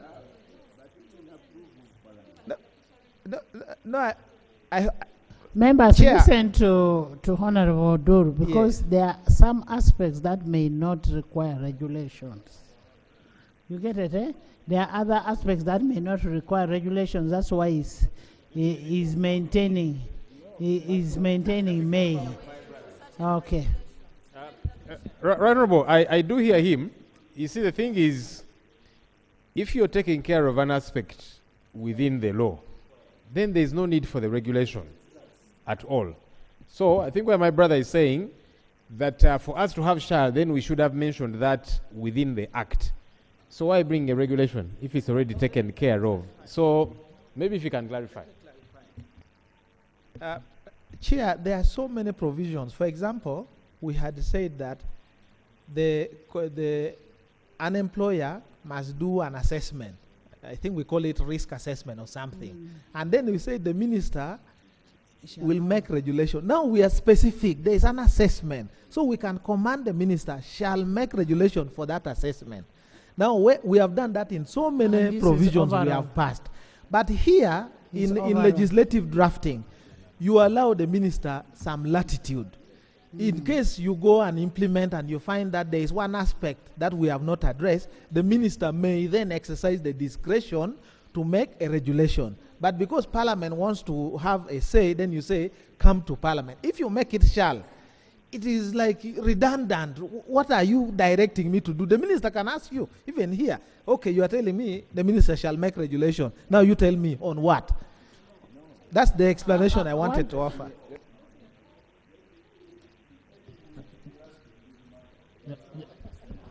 No, I think we are going to have more discussion on this. No, we are having an interaction. Yes, allow me add this. I noticed that every time we are handling a bill, when it comes to a point of making regulations, there's a push and pull. And the mischief my colleagues always bring up is that ministers have been required to make regulations in laws which they have not necessarily made. But I want you to understand, just like Honorable Dul has said, these regulations are supposed to be made to put in effect certain clauses to fulfill the intention of the bill, of the law that you are making. But in the event that it is not necessary, then you do not need to make those regulations. Now, the obligation then should be on Parliament, Right Honourable Speaker, to audit the laws we have passed that require regulations. Let a committee look at those laws and see which ones actually are long overdue. Then that can be done. AG, let me just ask this clarification to the AG, right, Honourable Chair. No. Just a minute. When you give the responsibility on Parliament, you as a member of Parliament, you know your roles. Is legislative scrutiny on regulations one of your roles as a member of Parliament? No, I need an answer first. Okay. Because people should not sleep on their duty, on their jobs, and you want us to do it for you. Attorney General, please, we can't do that.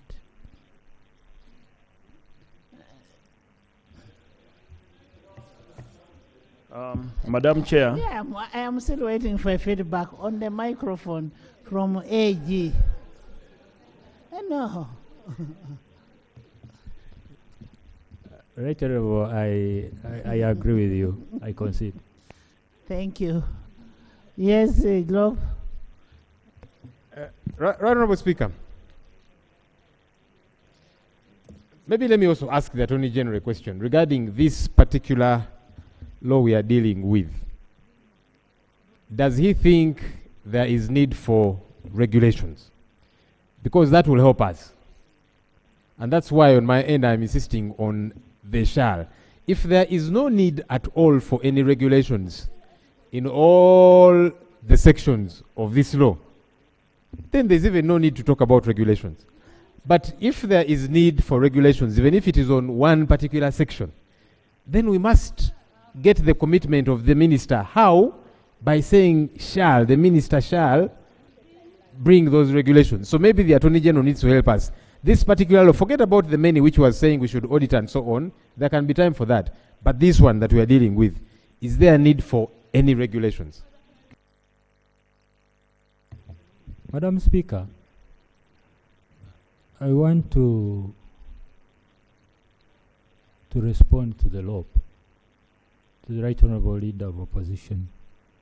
There is a need for regulations to actualize or activate some of the provisions of this law. So I am in agreement. My concern is on the use of the word shall. Because we do not know when the requirement for the regulations will fall due. If you... No. Yes, I'm in agreement that we need the regulations. But my humble prayer to this House is that we use the word may. But Right Honourable Speaker, before I leave, Right Honourable Speaker, just 1 minute. When you read the clause earlier, you said with the approval of Parliament. Actually, for me, that's where my contention is. My contention is on the requirement for approval of Parliament. For the minister to come to Parliament for approval. Honourable members,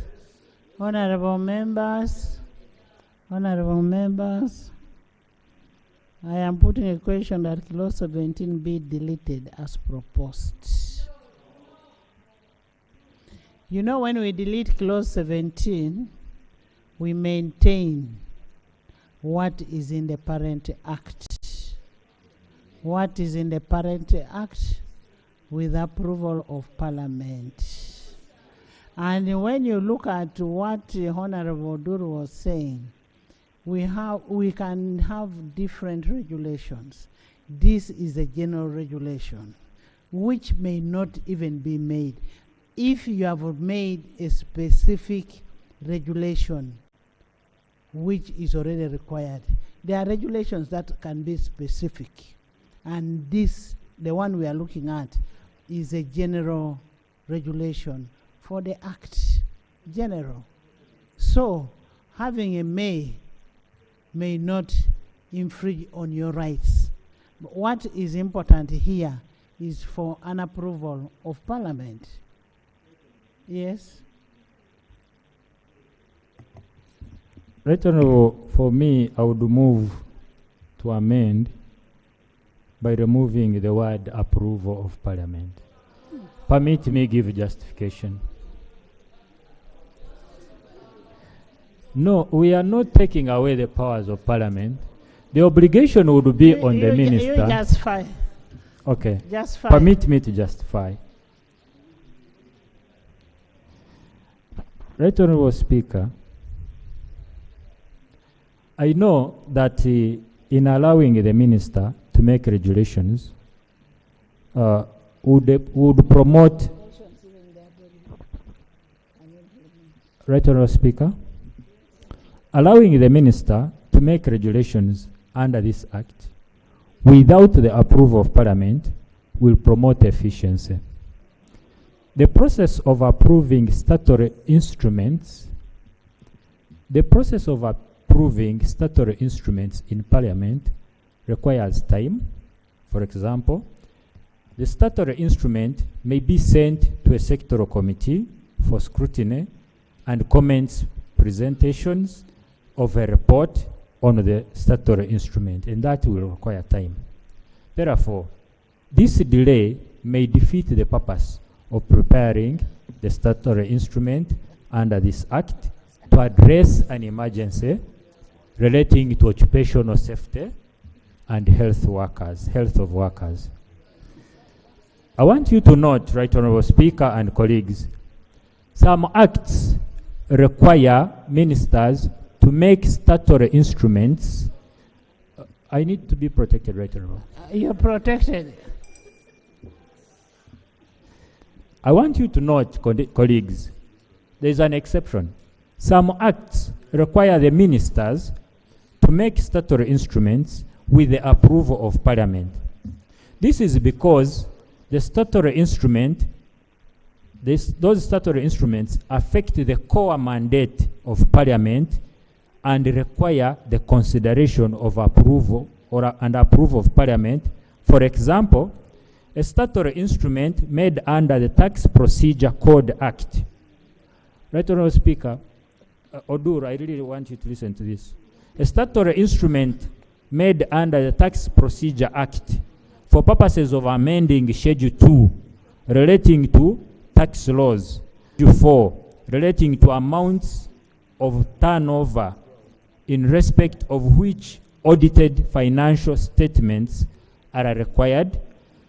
Accordingly, the statutory instruments under the Tax Procedure Code Act relate to appropriation or the budget, which is the core mandate of Parliament.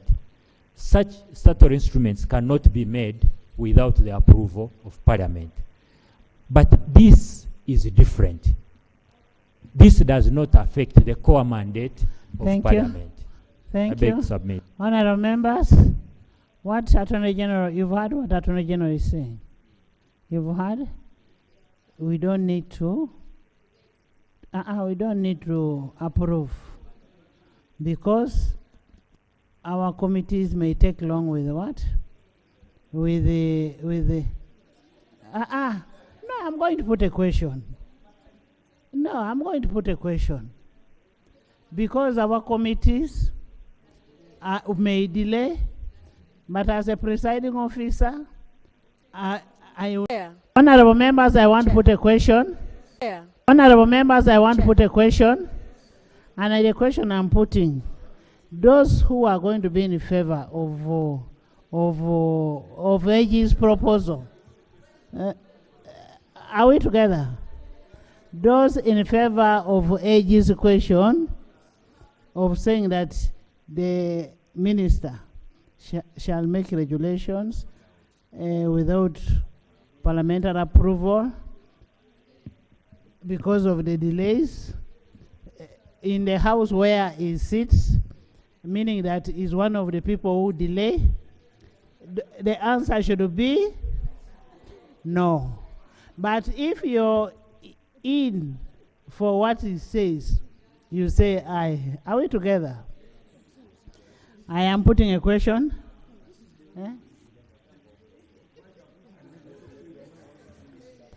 Chair, what we have, the proposal by the Attorney General is in the bill. It's already in the bill under clause 17. That is Attorney General's position. But the question is, there is an amendment for a deletion proposed by the committee. So we must first dispose of. No, the committee, we must first dispose of the committee's position. If the committee's position carries the day, there is no need to put the question on the attorney. It falls automatically. Chair, with your permission, let me help Honorable Dole. The bill proposed that regulations be passed without the consent of Parliament. That's what is in the bill, okay? Now the committee is disagreeing with the bill, and therefore the committee is proposing that clause 17 be deleted. So once the question is put whether clause 17 be deleted, and we say yes, we shall have thrown away the proposal of the Attorney General.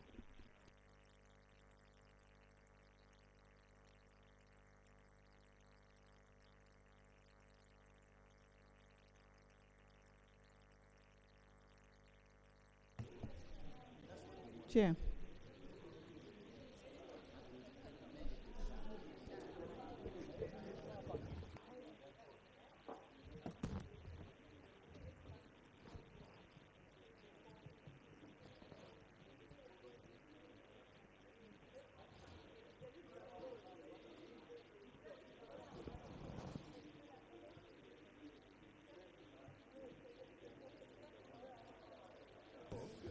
Honorable members, the suggestion of Attorney General, he was giving a justification for clause 17 not to be deleted. Are we together? That is the justification was giving. But I am asking a question on the report. Committee amendment. Are we together? If you're in favor of the committee amendment, you say aye. Because the committee amendment, when you delete it, we still remain with the other one. We preserve the 119. Okay? On the 119 is a may, not shall. Yeah, but there is a word approval that I want removed. No. Approval of Parliament. No. No.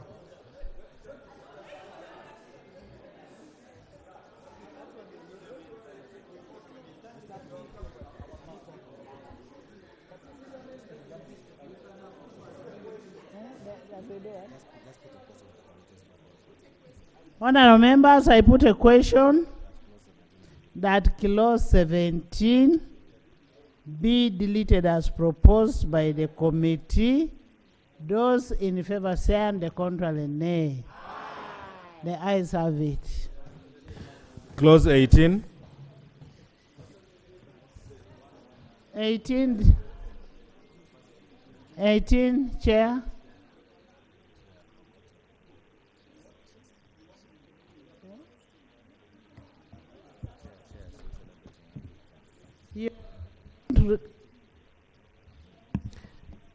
Madam Chairperson, Clause 18, amendment of Section 120 of the Principal Act. Delete Clause 18, justification. The Occupation Safety and Health Board established under Section 10 of the Principal Act is amended to give expert advice, is mandated to give expert advice to the minister, and so the approval of the board for the amendment schedule is part of the expert advice that give the minister, that they give the minister. AG? Minister?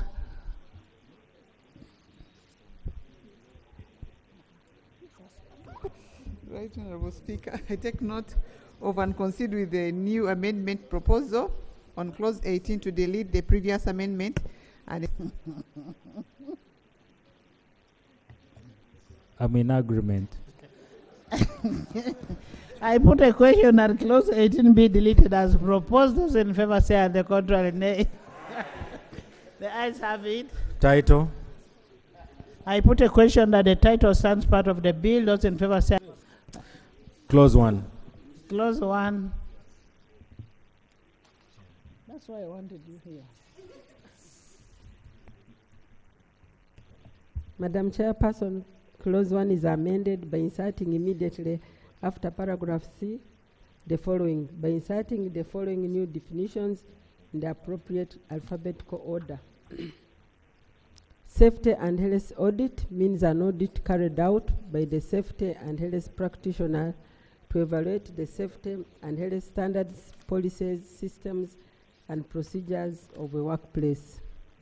Safety and health practitioner means a person registered and licensed under Section 16A to conduct a safety and health risk assessment, safety and health audit, or any other assessment or audit required under this Act. Safety and health risk assessment means an assessment carried out by the safety and health practitioner of the hazards or risks that may cause harm to a person at the workplace. Justification to define words and phrases that have been introduced in the bill.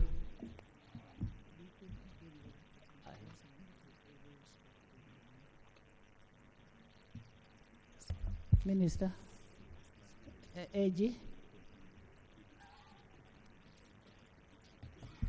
I am in agreement with the committee. This clause defines certain aspects of the law. Why you're speaking so softly? What happened? Minister? we concede. I put a question that clause 1 be amended as proposed. Those in favor say on the contrary nay. The ayes have it. Clause 1 as amended. I put a question that clause 1 as amended stands part of the bill. Those in favor say on the contrary nay. The ayes have it. Motion for resumption of the House.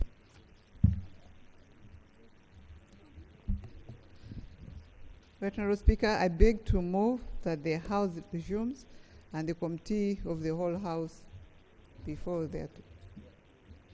The report thereto. I put a question that the House resumes and the committee of the whole House reports there too. Those in favor say on the contrary nay. The ayes have it.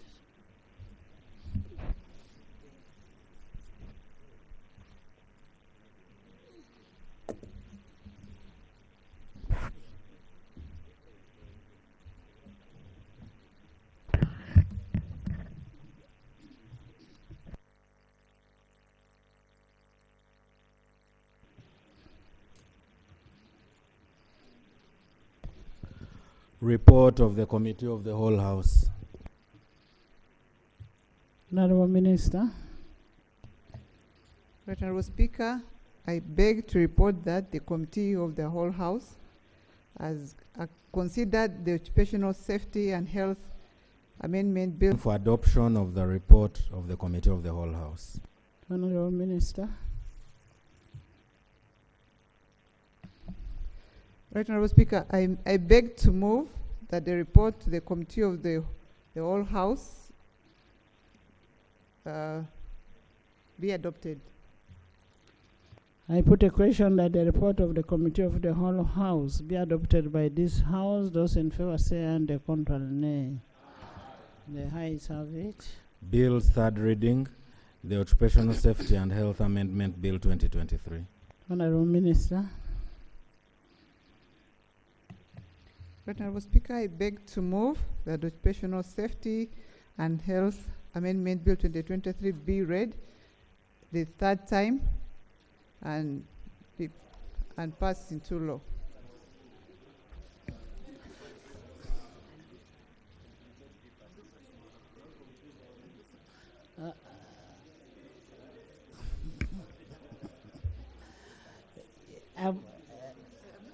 Asumani. I put a question that the Occupation Safety and Health Amendment, the ayes have it. A bill for an act titled the Occupation Safety and Health Amendment Act 2025. Title settled and the bill passed. Thank you so much.